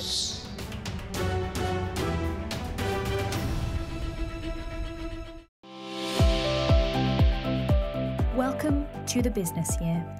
The Business Year is a global media group specializing in economic news and business intelligence. We bring our readers first-hand insights from over 35 countries. Each of our country-centered publications features over 150 face-to-face interviews with local leaders in business and policy. We are The Business Year.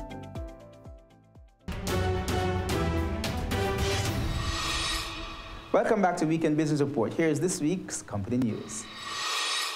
UWI Vice Chancellor Sir Hilary Beckles says they're considering the possibility of opening shares in the university to the public. He says such a move would boost UWI's financial stability and long-term sustainability. He says this would add another tranche of earnings, pointing out that they have been also encouraging governments to give them assets in a bid to lower their arrears to the university. Vice Chancellor Beckles says in the short to medium future, some of the institution's assets could be placed in a property and asset management company. That would be used to develop property assets and generate more value for the university. This could then lead to an initial public offering. Jamaican scientist Dr. Henry Lowe's FlavorCure Biotech has secured a 20% interest by Canadian biotech company Atlas Biotechnologies. Atlas will now hold one seat on FlavorCure's initial 7-member board of directors.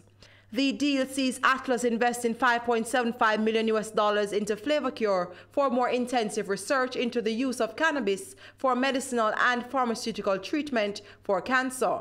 The marijuana industry is reportedly worth up to $9 billion. Let's now take a look at the closing numbers from major stock markets around the world.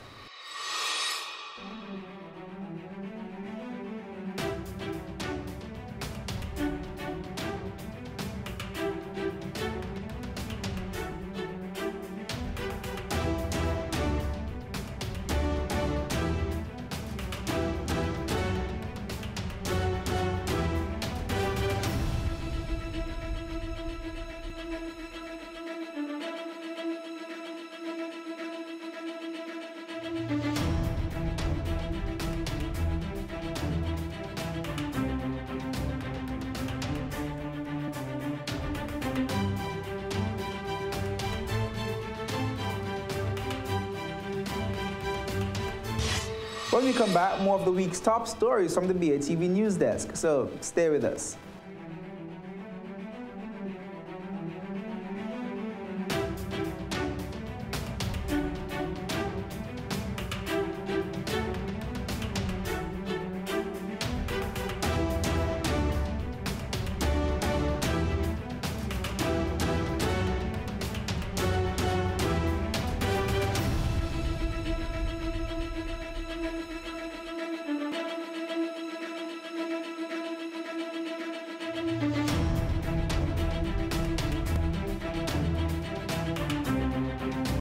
This is the new Tough Crossover.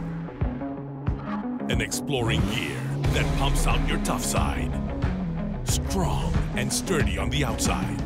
Calm and comfort on the inside.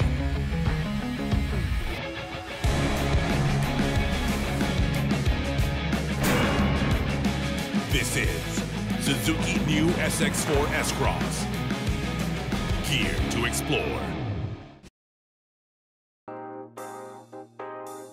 There's only one recommendation for funding that is ever going to come from me, and that is funding from a bank. This is the cost to build, and it includes every nail and screw for the building. Our motto is building communities, building a nation. Get in the know with the world of real estate with Business Access TV's Home Sweet Home, Sundays at 4:30 p.m.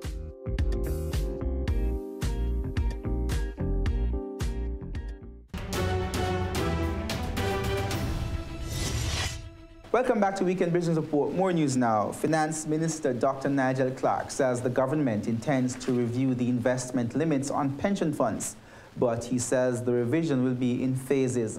The minister was speaking at the 3rd Caribbean Finance and Investment Forum recently. Here's more. On BATV's business discussion program On Point last week, Vice President and Chief Investment Officer at Scotia Investments Brian Fraser expressed his dissatisfaction with the limits placed on pension funds for investments. He said because of these limits, pension funds aren't able to invest in local infrastructure developments. What would have affected pension funds in terms of participating in large infrastructural projects is, there's one reason, which is the limits that the pension fund currently has. We do not, for example, have limits to invest in private equity, or we have a small limit that we'll have to share across all the other investment classes outside of equities, real estates. How much is that limit? It's currently 5%. He also pointed out that market conditions make now the opportune time to invest. Given the current situation in Jamaica where, the interest rates are very low and the returns on government instruments are very low, as well as the fact that the government has been borrowing less in the market, pension funds now have an appetite for more investment. But these concerns may soon be addressed. Finance Minister Dr. Nigel Clarke says the government is looking to review the limits on pension funds. After our long sort of financial sector crisis, our regulations moved in the direction of really stopping risk-taking as opposed to in the direction of managing risk. We have been engaged in a long-term review of investment limits for pension funds. Pension funds today are precluded from investing in certain classes of investments that are normal, standard, and expected in most parts of the world. Tourism Minister Edmund Bartlett says his ministry is preparing a cabinet submission to have the ban on jet skis lifted. More in this report. 5 years ago, the government announced a ban on the importation of jet skis for commercial purposes. A ban was also placed on the importation of all personal watercraft. The government took this action after a series of fatal accidents across the island involving jet skis. But investors have been complaining that they are losing out on their investments, and the government is now responding. Players in the industry have been waiting, and some have been at risk in terms of their own investment, and others have gotten a bit agitated. You know, the level of patience have run out in some instances, and I think it is appropriate that we should address in finality this matter.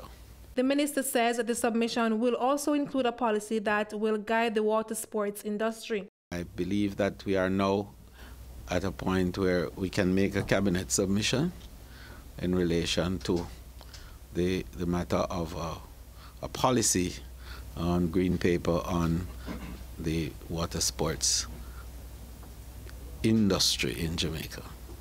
I think we're in a position now where we can look at what are the necessary infrastructure and how we can resource these infrastructure requirements to enable the proper execution of the policy.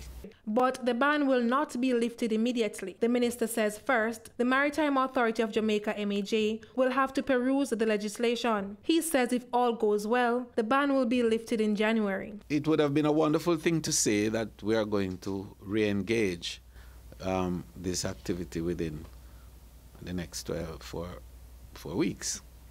But the reality is there are bits of legislative arrangements that still have to come together.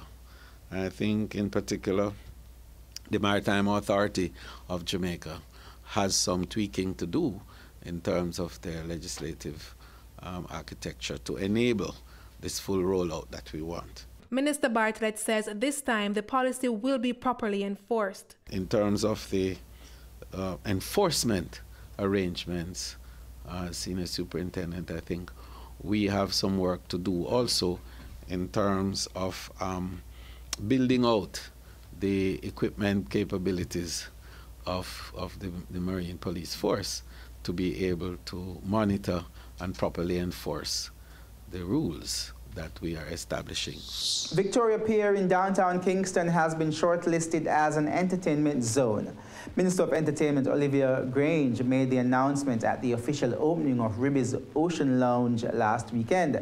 She says this is part of the government's drive to transform downtown Kingston. Jamila Maitland tells us more. Minister Grange says the government is examining areas in Kingston, including downtown, to be established as entertainment zones. Although mum on the details, she did reveal that Victoria Pier in the capital has been shortlisted.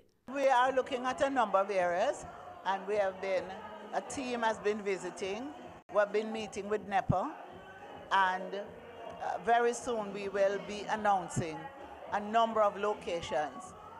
Downtown Kingston and Ribby's, Victoria Pier, this area is on that short list for such declaration.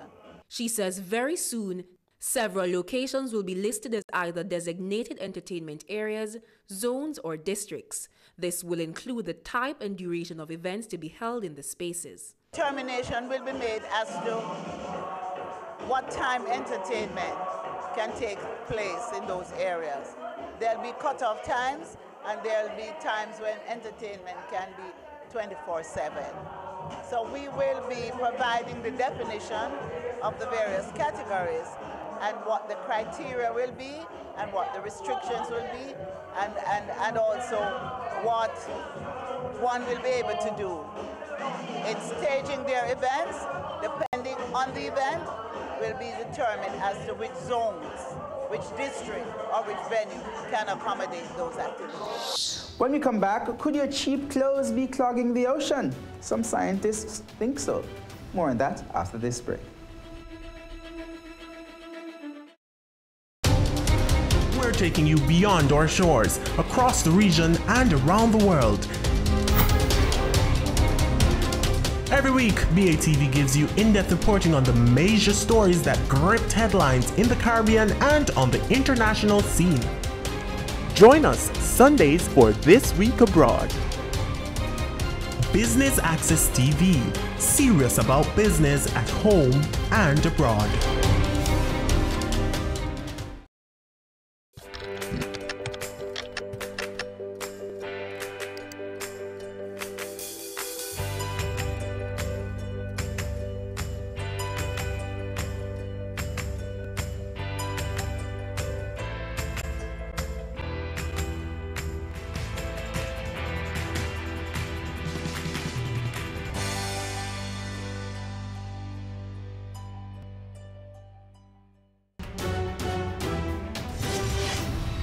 Welcome back to Weekend Business Report. Scientists in Britain are warning that fabric fragments shed from cheap disposable clothes, often during washing, are clogging the seas around the country.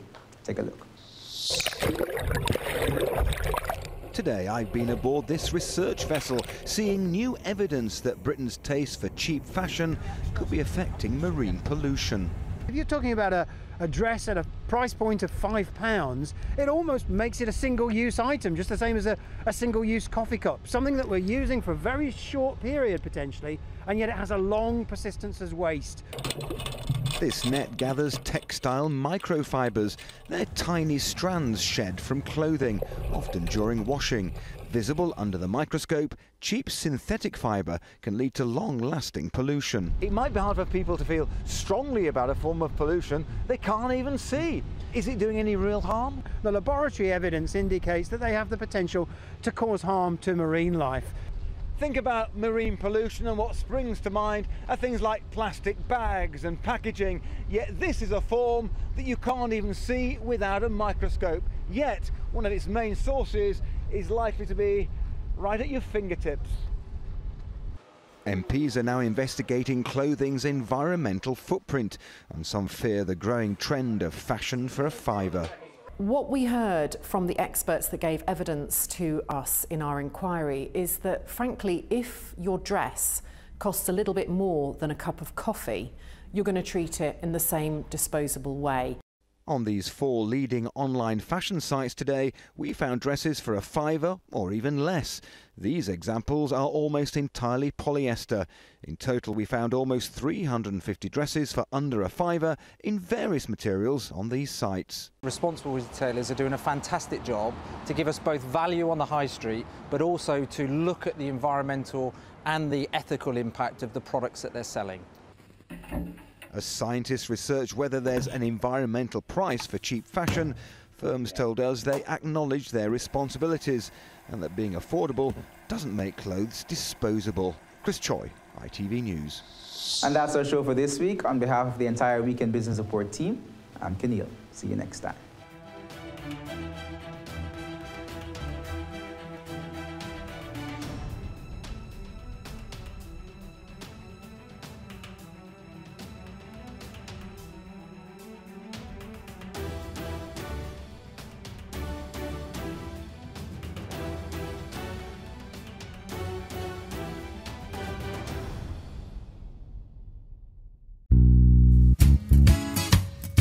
Hey, what up, you guys? It's your girl, Vivica Fox, and you are watching Business Access. This week on the season 11 premiere of Wealth Magazine Business Access, Gary Peart talks about the moment that changed his life. The lessons I took from that is, listen, don't put your destiny in somebody else's hand. If they close your hand, you're dead. Making the move. The offer I got to go from First Global to Mayberry, it was basically 3 times what I was earning at the time. And bringing wealth to others. When you make money for a client and you see that client literally transform in front of you, it's one of the best feelings ever.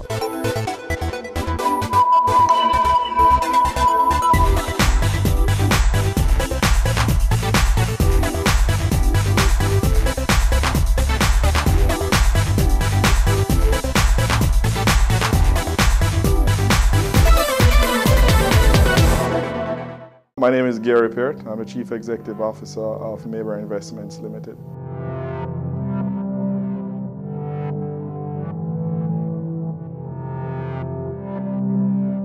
Gary Peart is fundamentally a person who's happy and seeking happiness and tries to ensure whatever he does, he can stay happy. I believe in what is right. I believe in truth, integrity, trust, honesty. And I believe in having a good time. I follow a lot of sport. And unfortunately my physical shape hasn't followed it physically. But I like sport. So I follow most kinds of sport, even curling. Which a lot of people might not know of. So, I mean, in recent time, a lot of my friends like football. I'm a Chelsea fan.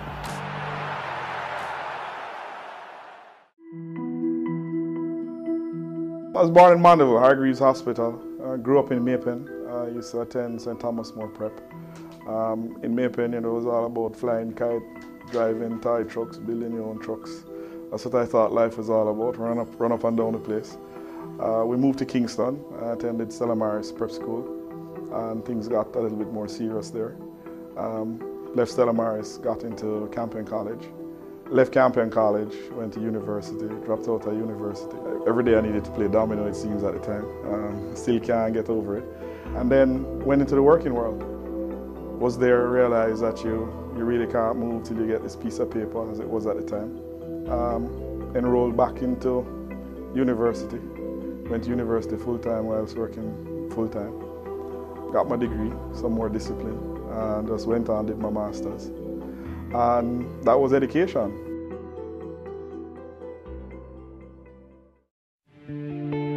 My dad died in 1989, I believe. At the time I was probably about 18. So that was a major shift. So at the same time, one of the things is that from first to fifth form, it's very structured. And then going into sixth form, the whole structure wasn't as rigid. So you started to have free time in the day. And you started to get up to all sorts of stuff. So, this domino thing came, and that's how you wasted a lot of time. So by the time you got into university, and back then at UWI, you had, when you started in September, you didn't have exams until the following June or April. So you just got to class. There's nobody to ensure you got to class. And invariably, I played football for the, I think it was Irving, and was on the university team and played dominoes. So, I found myself doing activities outside of university because you feel that, with 6 months to go, you'll start to study. 5 months to go, 1 month to go, 2 weeks. And then at 2 weeks, you realize there's just this volume of work. But I think fundamentally, I've always believed that young men in Jamaica have a very, very difficult time. Nobody really explains to them what that transition is supposed to be. And a lot of them develop this unfair position that they need to go out and make their way in life. And invariably, a lot of them, just can't deal with the delayed gratification of getting a job, working your way up. That's why a lot of them turn to crime, whether, being gunmen, drug dealers, etc., because it's instant gratification. And to be fair, over time, a lot of people just have not really focused on this impact on young men.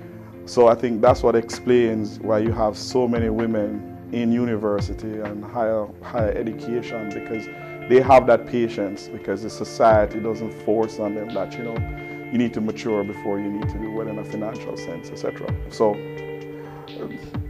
I went through that. So it's one of the things I also do now. I kind of mentor a lot of youngsters to let them know that, slow down. Some of these pressures, you bring it on yourself, but I found most men, if not all men, they're very ambitious. And, what are you taught? Your father said to you, boy, if I'm not around, you need to take care of the family. And your mother would say, you need to protect me, etc. But it really means you should try your best. And, some people are lucky that they're able to do it at a very young age. But the reality is that most people, it takes a long time, So that was a careless period of time. So you go away, you fool yourself, and then you start to realize certain realities, So the first time you move out and you go to the rum bar and drink off all the rum, and then you come home and there's no light. You're like, whoa, you have to pay a light bill? You know, so you go through those teething pains and realize what life is all about, feel sorry for yourself, and then you get up and dust yourself off and realize, you know, listen, for you to make something out of yourself, you have to put in hard work. So, went back to university, because I actually thought I was too old to go back to university, so I was hiding away from it. And when I finally enrolled in university, the first class I went to, the guy beside me was 52. So, you know, somebody, you know, so you feel like somebody just bucks you in your head top, you know, idiot. And so he just got back in it. At the time, I couldn't afford to give up my job and do school, so I had to find a way in which to go to school whilst working and earning $1. So, found a way to do it. It was actually exciting and stressful at the time, but made it through. And so once you got the first degree, you got the promotion, did the master's, and I just started from there. My father was a very dominating personality. I mean, even though almost 20 odd years after he has died, you'll meet people who know his name, and you know. So put it this way, if he was still alive, I'd be an orthodontist. You know, because I could not even consider dropping out of school. You know, so originally going to university, I should have gone through the whole medical scenario, etc. But it really wasn't for me at the time, you know. So I said, coming up, we live in the country, I say run up and down the place, fly some kite, play something, and you know, it was cool. My brothers and sisters love them to death. You know, so you know, you fight, you quarrel, you make up the fun things together. I mean, thankfully they're both alive. And I have other brothers and sisters as well that, you know, we probably don't have as much fun as we should, because everybody's trying to take care of their family and, you know, make beat ends. But, you know, wherever we can get together and do a thing, we do it. As a teller, you didn't realize life until if you don't balance at the end of the day and there's a shortfall, you're going to come out of your salary.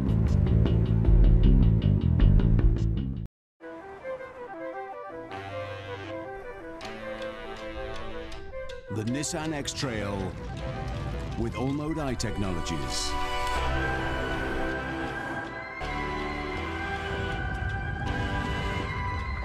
No matter what the road throws at you, your story starts here.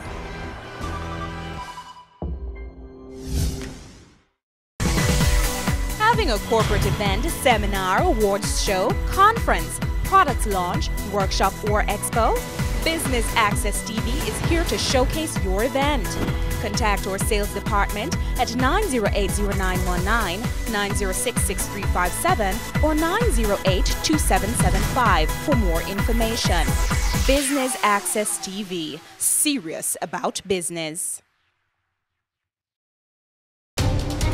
We're taking you beyond our shores, across the region and around the world. Every week, BATV gives you in-depth reporting on the major stories that gripped headlines in the Caribbean and on the international scene. Join us Sundays for This Week Abroad. Business Access TV, serious about business at home and abroad.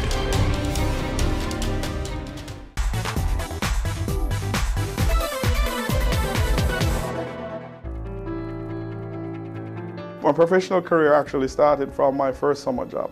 The first summer I worked at, I think it was CIBC as a teller. And actually, things are so different then. What I earned for that summer was sufficient to pay the cess to attend UA at the time. So I earned enough to pay the cess and help buy some school books and stuff at that point. Nowadays, I don't think we could have achieved that. So that started probably about 16. Started working there, so you begin to understand what the working world is like. So you know, you had to dress properly, stand at attention, no hands in your pockets, and you know. And then as a teller, you didn't realize life until if you don't balance at the end of the day and there's a shortfall, you're going to come out of your salary. And so all those realities of life started pretty early for me. So after that, I worked a couple summers. Then at the time when I dropped out of university, I started working at Pricewaterhouse. But accounting wasn't really for me. And then I left there, went back to working as a teller. And then I left there, started working at Capital and Credit, moved up at Capital and Credit, and then left there, went to George & Brandy at the time. It was converted into First Global Financial Services, and then I left First Global, been at Mayberry. I've been there since then. When I was at First Global Financial, my responsibilities basically spanned almost every aspect of the financial services business. So I was running a stockbroking company, I was running a mutual fund company, I was doing corporate finance, I was doing customer facing stuff, I was in charge of managing pension funds, the investments of pension funds. So basically that set the stage for a full understanding of not just of a financial services company, but managing people and managing a business. I had a wonderful team at the time, which made it a lot easier. And more importantly, I think I had the full faith and confidence of my boss at the time, who was Sandra Shirley. And ultimately, Don Webby was in charge of the financial services division. So one of the first transactions for First Global Stockbrokers was a rights issue for Hardware and Lumber. And then, interestingly, First Global was one of only 2 brokers that participated in the Mayberry IPO, which again, that was an interesting story in and of itself. So during that whole process, I had actually known Chris Berry for a couple of years, in the industry. And then we had a conversation, and he thought I was ideal to run Mayberry, because Mayberry had gone public. And we had interacted, during the process of determining whether they'd select First Global as one of the stockbrokers at the time. So he made me an offer that I couldn't refuse. I didn't refuse it, and I went to Mayberry. So that now was a very interesting time in my career, because I remember the first meeting I had. I gave an instruction, and then everybody got up and left the room and went to another floor to decide whether they were going to carry out my instructions or not. So then the following day, I realized there's a betting pool, right? And the person who had the longest odds on me was 3 months. And as I sit here, I am in my 11th year at Mayberry. So, I wish I was on the other side. I could have collected on that. So it was tough initially because, a lot of things occurred in the market that went against us initially. But the reality is that, when it comes to the job, whatever is required to make it work, I always seem to find a way to make it work. And we've had ups, we've had downs. Right now we're going through a pretty good period. That's been very good, and I don't regret the decision. It started out tough, but one of the things, there are people, when you throw them in the deep end, they sink, others swim, and then still others find a way, to get a boat on it and move forward. So I think I was able to demonstrate that I was the right fit for the job. And, I remember the first time I got a break, from all of the attacks and, who's this person and Hassan and Kofat, and finally got the break, and I'm like, yes, I think I'm breaking through now. And we moved on from there because, again, one of the things is that sometimes when people don't know you, they hear stuff, and a lot of times when people say stuff, it's nowhere near the truth. And so I suffered from a lot of that. But then over time, as they got to know me and I started to interact with them, they realized that, hey, he's not so bad. And then what invariably happened is that when you started to interact with Mayberry, 9.5 out of 10 times, you're gonna make some money. So that kind of helps. When I came there, I think the company was more known and still is known as a big player in the equity market. Since then, I think we have made our way in the bond market. So, especially over the last couple of years, we have been placing a lot of monies for our clients, and whether borrowing or investors in the bond market. So I think we've made a lot of headway there. So people recognize we're not just an equity shop or just a stockbroker. So I think also with some of the other transactions that we've done, we're probably one of the bigger pioneers in the private equity market in terms of bringing it to where it is. So, I mean, we've done a couple of private equity transactions, some more known than others. I'm a pretty intense person when I'm ready. When you're focusing on a particular issue.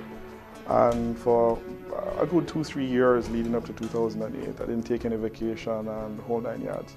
And I was like, no problem. Once I've gotten the company to a certain point, I'm going to take that vacation.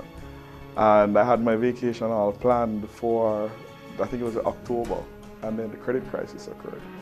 And there was just no way you could leave at that point in time.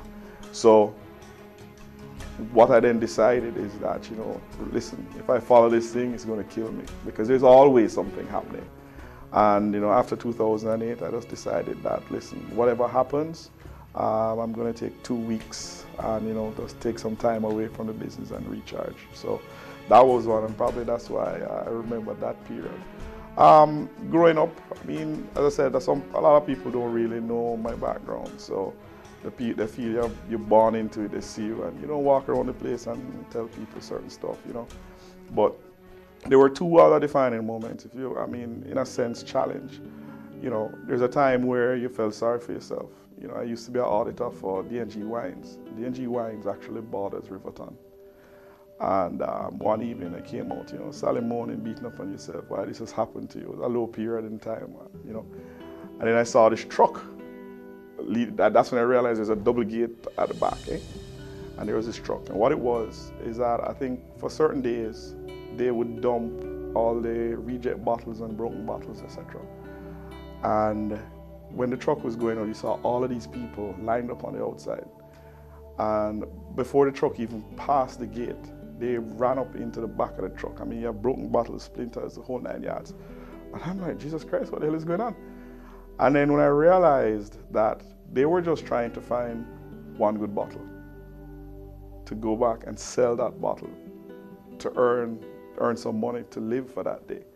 You know, I looked out and I'm like, boy, I really thought things were bad for me, but it's pretty good compared to what that is. And I decided at that point, listen, you don't beat up on yourself. You know, the Lord gives you what you can bear and you move forward. The second one, you know, I was coming from, during that period, I used to work downtown. And back then, if you take a bus from Parade straight to Constant Spring, the fee is cheaper than if you stop in Crossroads and Halfway Tree. So somebody had promised to give me some money, and I had my last $20 that, you know, you take from there, you go straight up, right? So, you know, reached to, I think it was Crossroads, because I had to go to the person. And I said, boy, you know, do I stay on the bus, go home, and then have this conversation the next day, or do I go and collect my money? So I said, well, you know, the guy promised, a good friend at the time, promised that he had the cash. So walked over to the place, and, you know, sat there for like 3 hours. The guy didn't turn up and things. So it's like 9 o'clock now. So you're broke. I'm living up in Constant Spring at the time. I'm in Crossroads, and I don't have a single dollar to my name, right? So, I mean, you know, I said, well, what am I gonna do? So I had to walk from Crossroads all the way up. There were about 6 people who, when you saw them, I figured they were considering robbing me. But when I saw my face, it was like, Jesus Christ, this brother is like, you know, there's no way. It was that bad, right? And reached a Halfway Tree at about 11 o'clock in the night. And there's this taxi man there, and him see me, and him said, boy, where you going? I said, boy, Constant Spring. And I said, no problem, come. And he dropped me up, and actually dropped me to where I was living at the time. And I looked on, you know, and the lessons I took from that is, you know, listen, don't put your destiny in somebody else's hand. Okay, if they close your hand, you're dead, right? 2, don't ever run out of money. It's not pretty, right? And 3, most importantly, you will always get help from the most unlikely sources. And no matter how people think that things are bad, there's always that angel disguised in the various ways that will be there to help you. The offer I got to go from First Global to Mainbread was basically 3 times what I was earning at the time. Caring Hands Season 3 continues to effect change in a changing environment.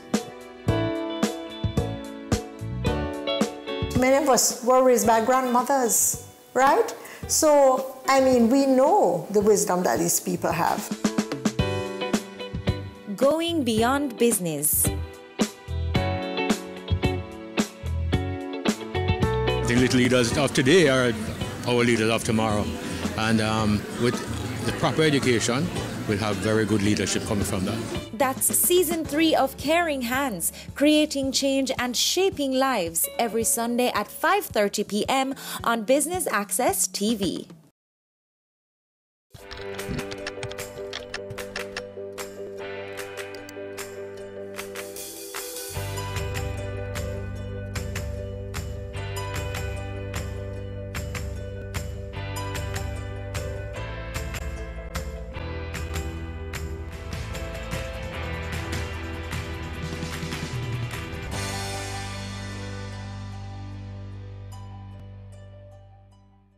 Have you seen it? It's BATV Live. Live streams of business news weekdays at 7:30 p.m. Stay on point Thursdays at 8 p.m. with our Business Current Affairs show. And Weekend Business Report Saturdays at 7:30 p.m. Wherever you are. Log on to our Facebook page at Business Access TV or visit our website at batvja.com. Live and at your fingertips. Business Access TV, serious about business.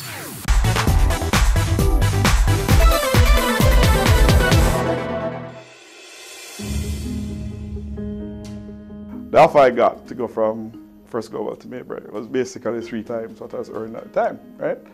So, you know, I'm a giving person. So when I get the job, listen man, I'm now earning 3 times. So if I was earning $1, I'm getting $3 for the month. Everybody that asked me for help, me help them. When I got my paycheck that first month, I was in overdraft. I'm like, there's no way I can tell my poor wife this, right? Because, you know, this is, you're living on $1 and then you get $3 and you're broke, right?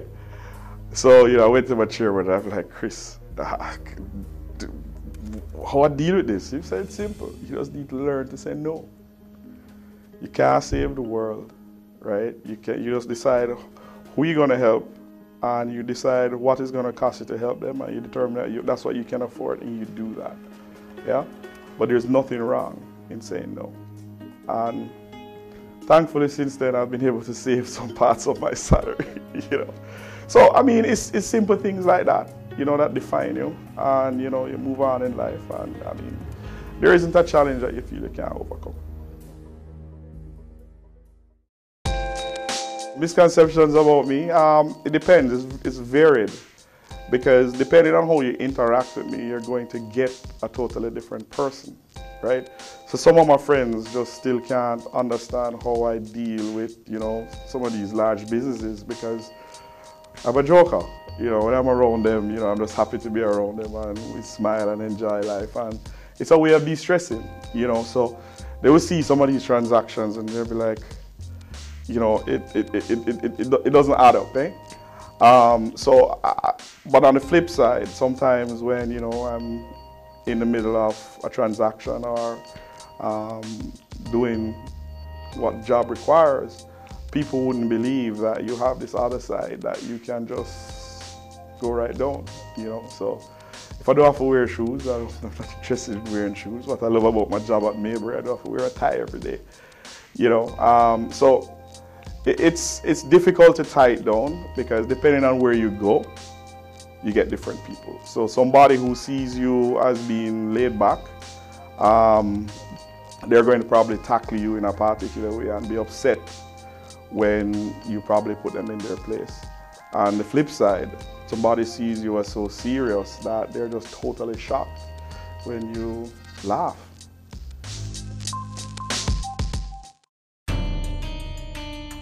I've found there's nothing that replaces the feeling when you make money for a client and you see that client, I mean, literally transform in front of you.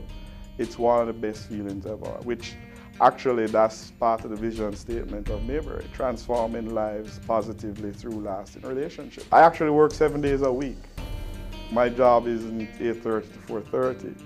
You know, we could be here having this conversation and then you say something and it could be an opportunity for an investment or a transaction. But at the same time, I enjoy myself 7 days a week, you know, so it's all good. My entire life, I don't think I've been in an economy that had robust growth for a consistently long period of time. I've traveled and I've gone to countries where you have double-digit growth or high single-digit growth, and it's phenomenal. And I think it is within reach of the Jamaican economy, and I don't think there'll be anything better to be sitting in Jamaica and we're growing at 5-6%, because what it translates into is significantly more jobs, less crime, and you know, as I said to my friends, you know, everybody needs to do well, right? Because then everybody can buy a rum next week. You know, you can't have one person buying a rum all the time. So, you know, and it's something that I feel Jamaicans need to dream about. There is no reason Jamaica cannot be the monarch of the Caribbean. What does wealth mean to Gary Peart? It's just a way of life. It's happiness. It is making life better for a lot of other people. It's a means to an end. It's not the end all, you know. And with it helps people to achieve their dreams, and also my dreams. And I think if we can aspire to wealth, and wealth is not just financial. Let me just be clear on that. When I use the word wealth, it's very broad based. So I think I'm very wealthy when it comes to laughing. I think it's very wealthy. I'm very wealthy when it comes to being happy and having good friends, a good family, you know. So I believe I am wealthy, and that's what that means to me.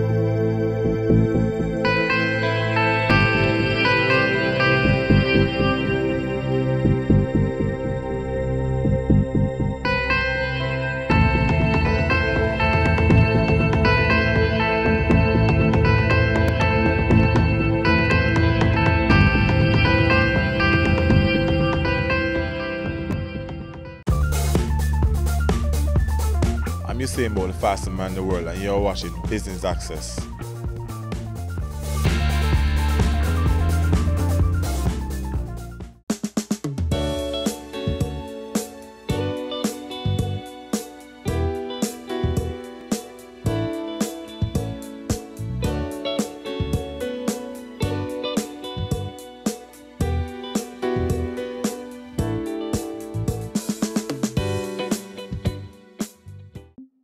Loving Hands Children's Network, LHCN, recently extended their loving arms to St. Richard's Primary School and Early Childhood Centre as part of their campaign in Jamaica and the United Kingdom. Loving Hands Children's Network is a social enterprise. We're a community organisation based in the United Kingdom. We've set ourselves up to help those in need, as in children, young adults with disabilities, those that are disenfranchised, and those young children, young people who are in real need, home and away. We have 5 representatives that work with us. We're all volunteers. Abigail and I, as we said, are co-founders. Yeah. We have 2 local representatives here in Jamaica.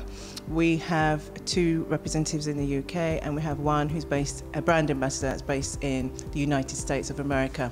We're here to launch our Feeding Our Future campaign and to share our organisation with you guys in Jamaica. I got a dream. And I wanted to fulfill that dream. So Antoinette and I became really close from working in the school because where our daughter attends. And I presented that dream to her. And because I look up to her as a mentor as well, which I don't think she knows, but yeah. So I decided to present that to her, being, business-minded as she is. And I decided to bring it to life, really. And the name came to me in a dream, as I said, and we wanted to add something else to the name that could broaden it. So that's when Antoinette decided, let's call it a children's network, and that's how the name came about. Growing up, my mom didn't have enough money for me to attend school, so I was on a feeding program as well. Used to get vegetable and milk.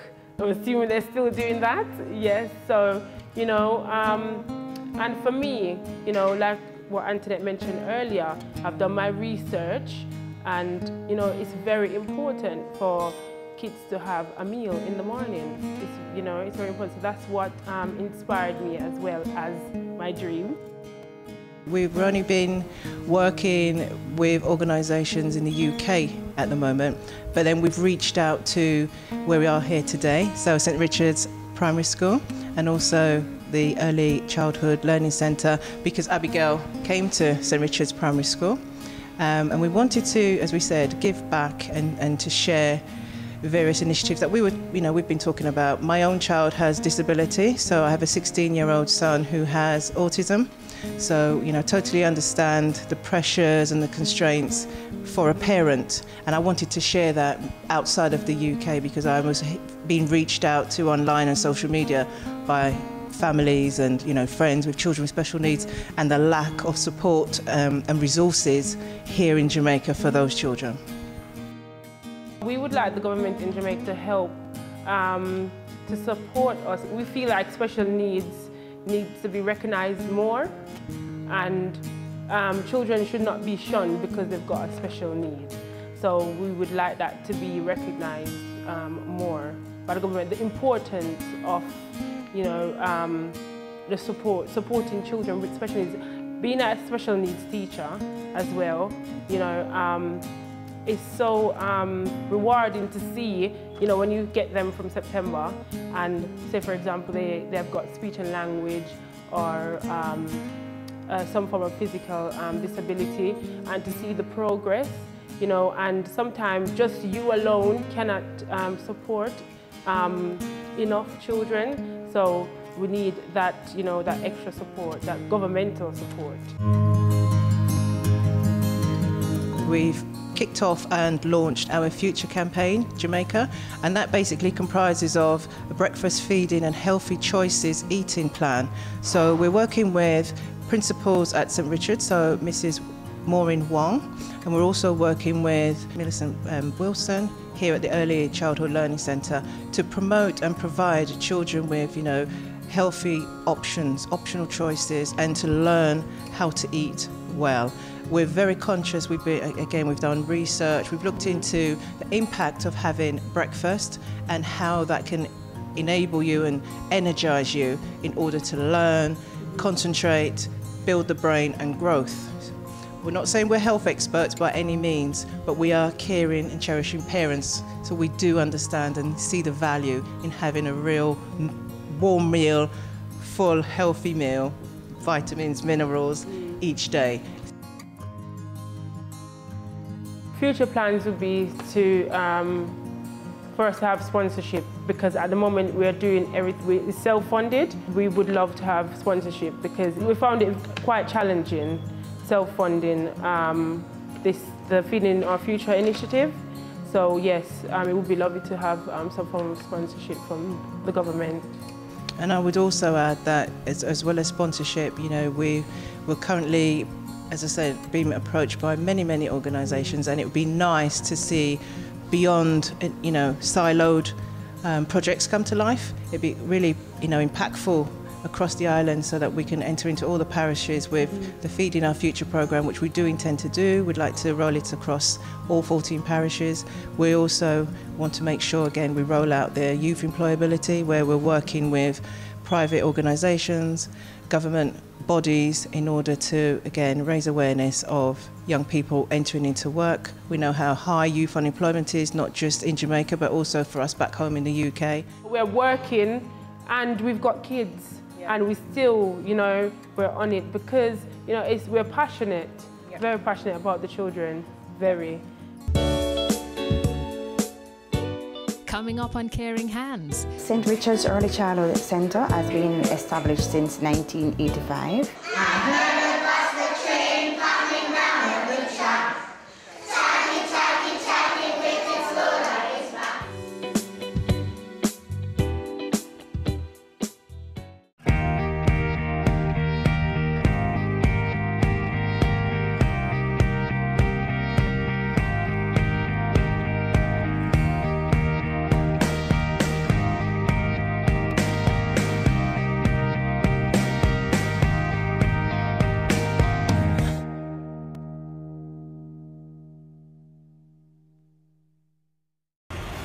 This is Weekend Business Report. Economic windfall, unsecured loans, alleged corruption, follows the closure. If they made this investment, Brokers strive to increase revenues. These sought some answers. Financial meltdown. Here are the week's final numbers. Here's Garth, News Roundup.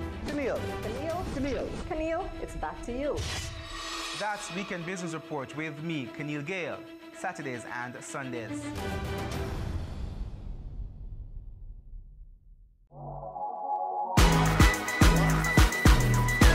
The Good Life, your trusted source for useful health and wellness information, lifestyle tips for the mind, body, and soul.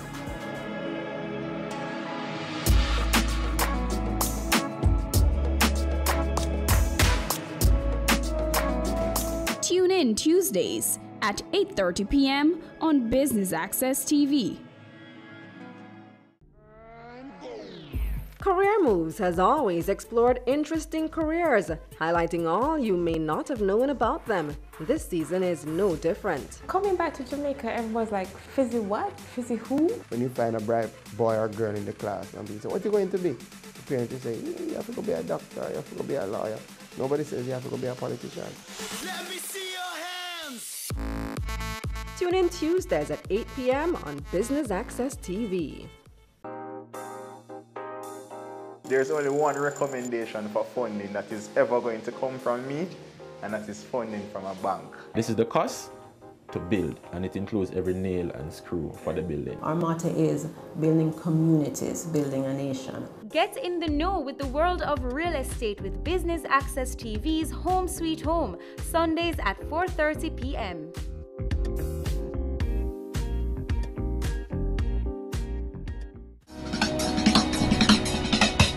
Cameo brings the creative industries to life. Delighting creatives in different fields each week. Art. My life turns art, I breathe, I eat art. Fashion. Food. Without a customer, we're nothing but four walls. Music. Film. Cameo, only on Business Access TV. Have you seen it? It's BATV Live. Live streams of business news weekdays at 7:30 p.m. Stay on point Thursdays at 8 p.m. with our Business Current Affairs show. And Weekend Business Report Saturdays at 7:30 p.m. Wherever you are. Log on to our Facebook page at Business Access TV or visit our website at batvja.com. Live and at your fingertips. Business Access TV, serious about business.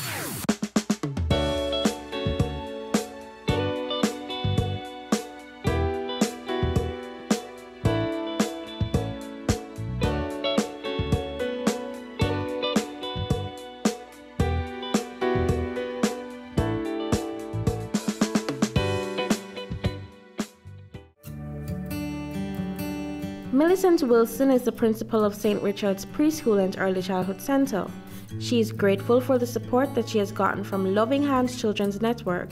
So too is Maureen Wong, principal of St. Richard's Primary School. Both schools have a breakfast feeding program for all students. St. Richard's Early Childhood Center has been established since 1985. It was operated by the Catholic Sisters. However, over the years, it was closed and reopened in 1999. That's when I started here. However, in 2013, I became the principal of St. Richard's Early Childhood Center.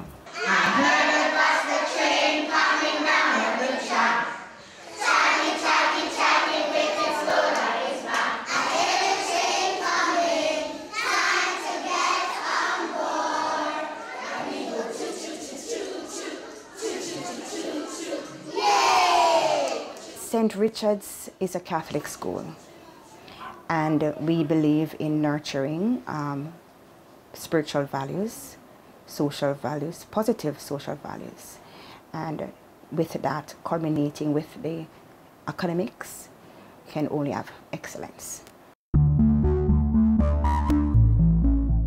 We currently have 197 students, including preschoolers. We have a staff of 15, including caregivers, ancillary staff, cooks. We have 3 persons who operate the kitchen, because we do our breakfast program at 7 o'clock in the morning, lunch program, and we also cater for the aftercare students, so we also give them a snack.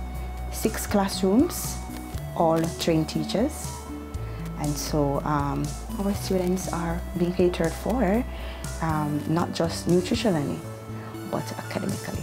St. Richard's Early Childhood Center is situated in a inner city community where you find some students may come to school with little or no breakfast, little or no lunch. Being a Catholic institution, we believe it is quite fitting to ensure that our students are well nourished.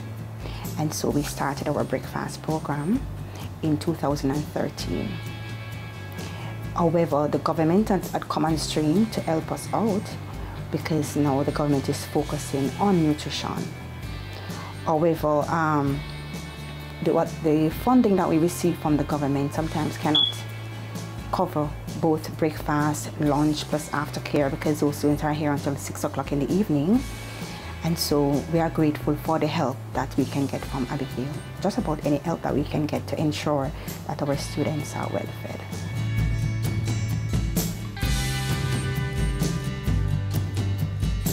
Abigail was a student at St. Richard's Primary School, which it's on the same compound as the Early Childhood Center. And she has decided to partner with us for a breakfast program, right? And she's just given back to her institution. She's so much in love with St. Richard's Primary School and what she has achieved. And so we are really grateful to be a part of this venture.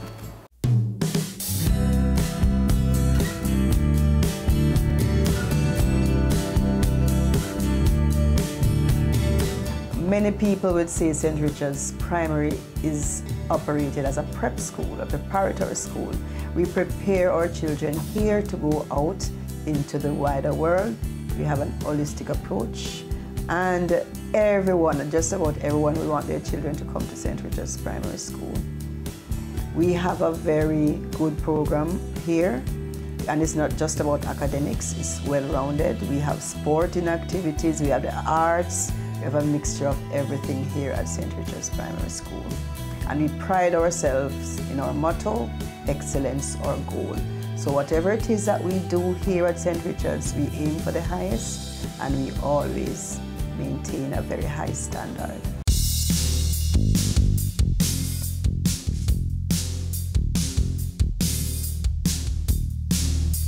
Our claim to fame really is our academics. And every year when our students do the grade 6 achievement test that the government allows for all schools, for the primary to matriculate to the high schools, we are always on top of our games. We have a high percentage of persons going to the traditional high schools. And so that is one of our claim to fame, our academics. Our teachers here, they are very involved, they are very dedicated. Here at St. Richard's, we uphold our Christian values. Many of the staff members are Christians, and so they impart this to the students. And also that we collaborate with each other. If it is that there's a problem in the family, they come and they speak with either the principal, vice principal, the guidance counselor, or just about the teachers. So we have an approach that says that we are family oriented and that we care about each other. We ensure that each child has a lunch. The PTA has a program where they adopt, so to speak, 10 students each year. They purchase the books and other supplies, the book bags, everything that 10 student needs. Also from outside we get sponsorship for those students, especially those who are struggling in terms of the financial aspect of things, and that they really show the true potential. So I have students who are sponsored by persons out there who really want to give back to the society. And we have persons like Abigail, who is a past student here at St. Richard's. And so it is that we are considered. I just would like to add that I thank persons like Abigail from Loving Hands, who is on board with St. Richard's Primary, that other persons, when they see this, that they too can come on board, because the school will benefit a lot from persons who look out and give back to society in this way. We are ready to make a positive change. So whatever the challenges are, it is for us now to find persons who are trained and capable to help us in any area. Coming up on Caring Hands. It's not just about a piece of bread and butter. These guys are really getting some really good meals here, and we try to change it each day. Ready for cable for as little as $100? Ready for no monthly cable bill? Ready for 10 TV channels absolutely free? Then pick up our Ready TV box at authorized stores for $4,500. Hook it up to your TV set, then top it up with Ready Credit for 1, 7, or 30 days. Buy now and get $1,000 free Ready Credit and start watching your favorite shows. Pick it up, hook it up, top it up. Ready TV. Prepaid cable TV when you're ready. Now serving Kingston and St. Catherine. Limited time offer while stocks last. Conditions apply. It's season 12, and Wealth Magazine Business Access is here to keep you business savvy. With an impressive mix of some of Jamaica's most inspiring business moguls, we continue to keep Jamaica informed, empowered, and ready to dominate. Tune in Sundays at 5 p.m. only on BATV. You're watching Business Access. Business Access. Business Access. Business Access TV. Serious about business.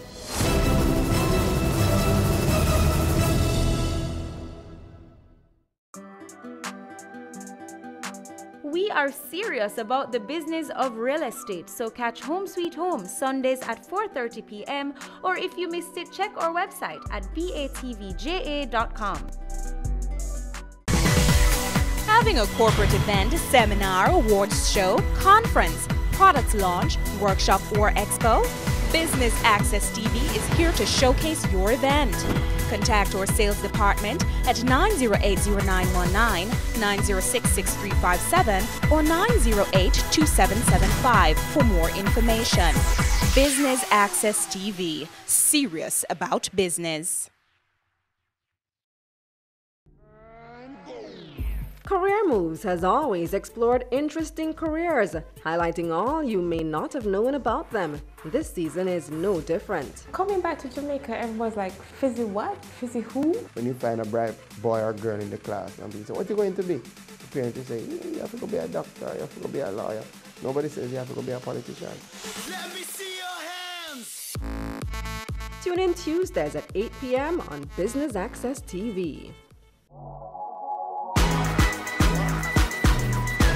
The Good Life, your trusted source for useful health and wellness information, lifestyle tips for the mind, body, and soul.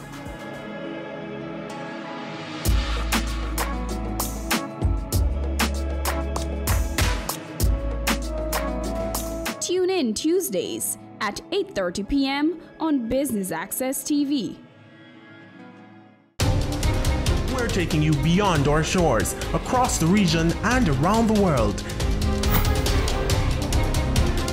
Every week, BATV gives you in-depth reporting on the major stories that gripped headlines in the Caribbean and on the international scene. Join us Sundays for This Week Abroad. Business Access TV, serious about business at home and abroad.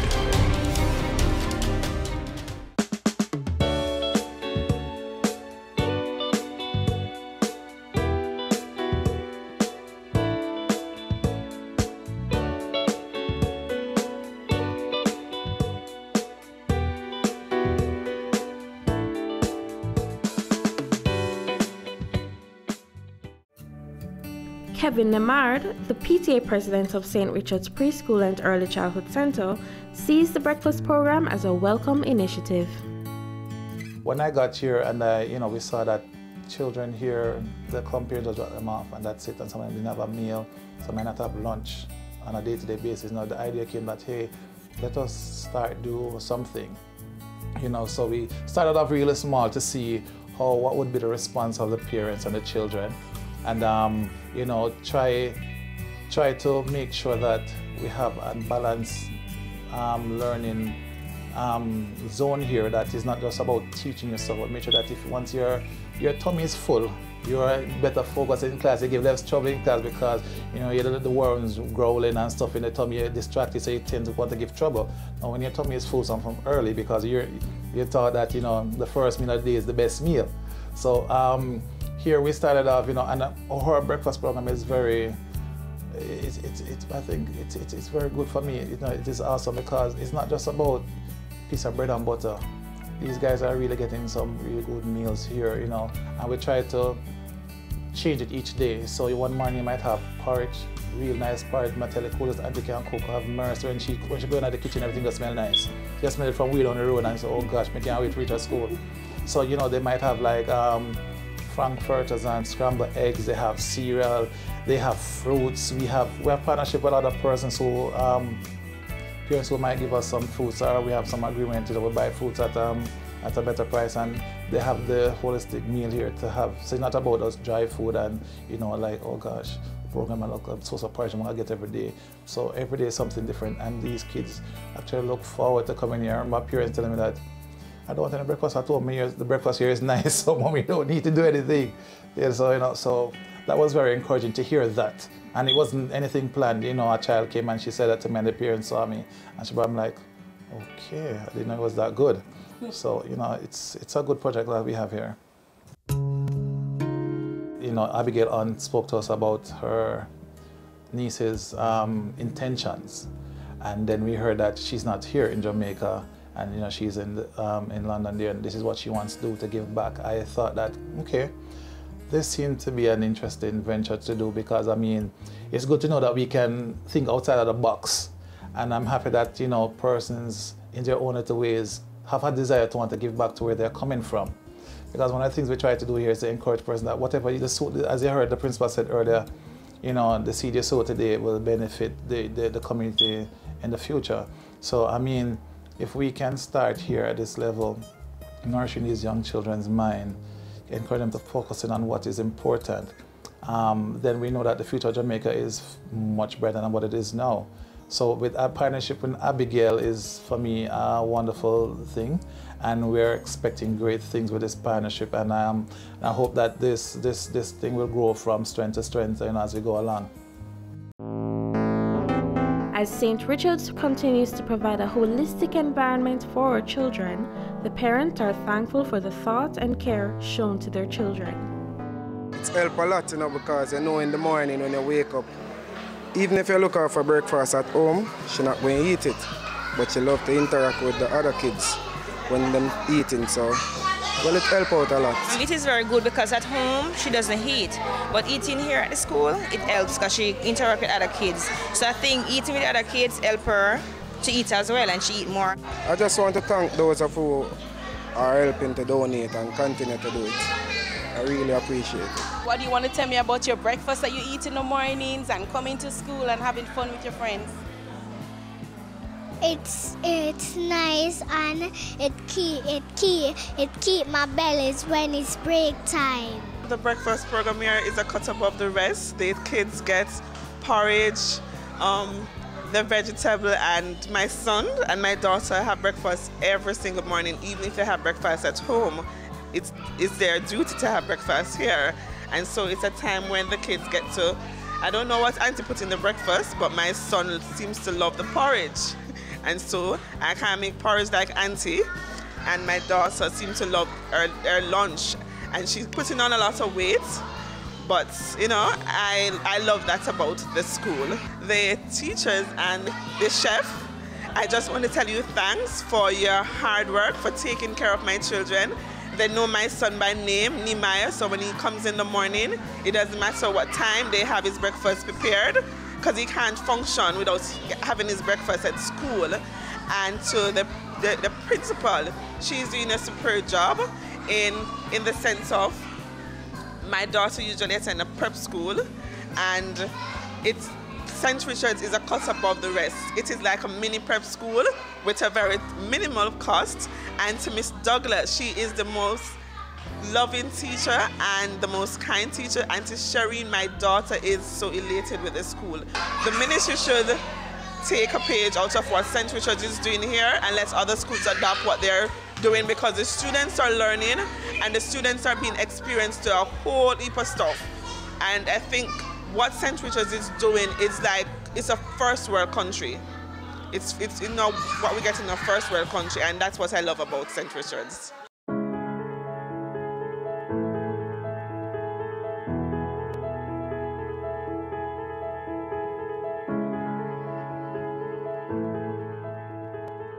I think we have a fabulous staff here. I think the teachers are just great.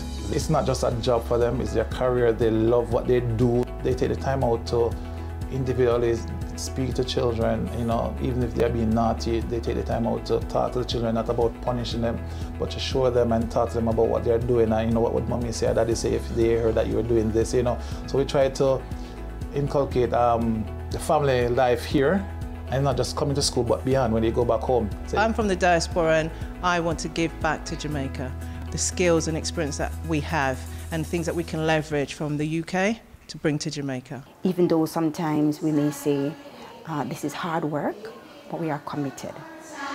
Whose side are you with?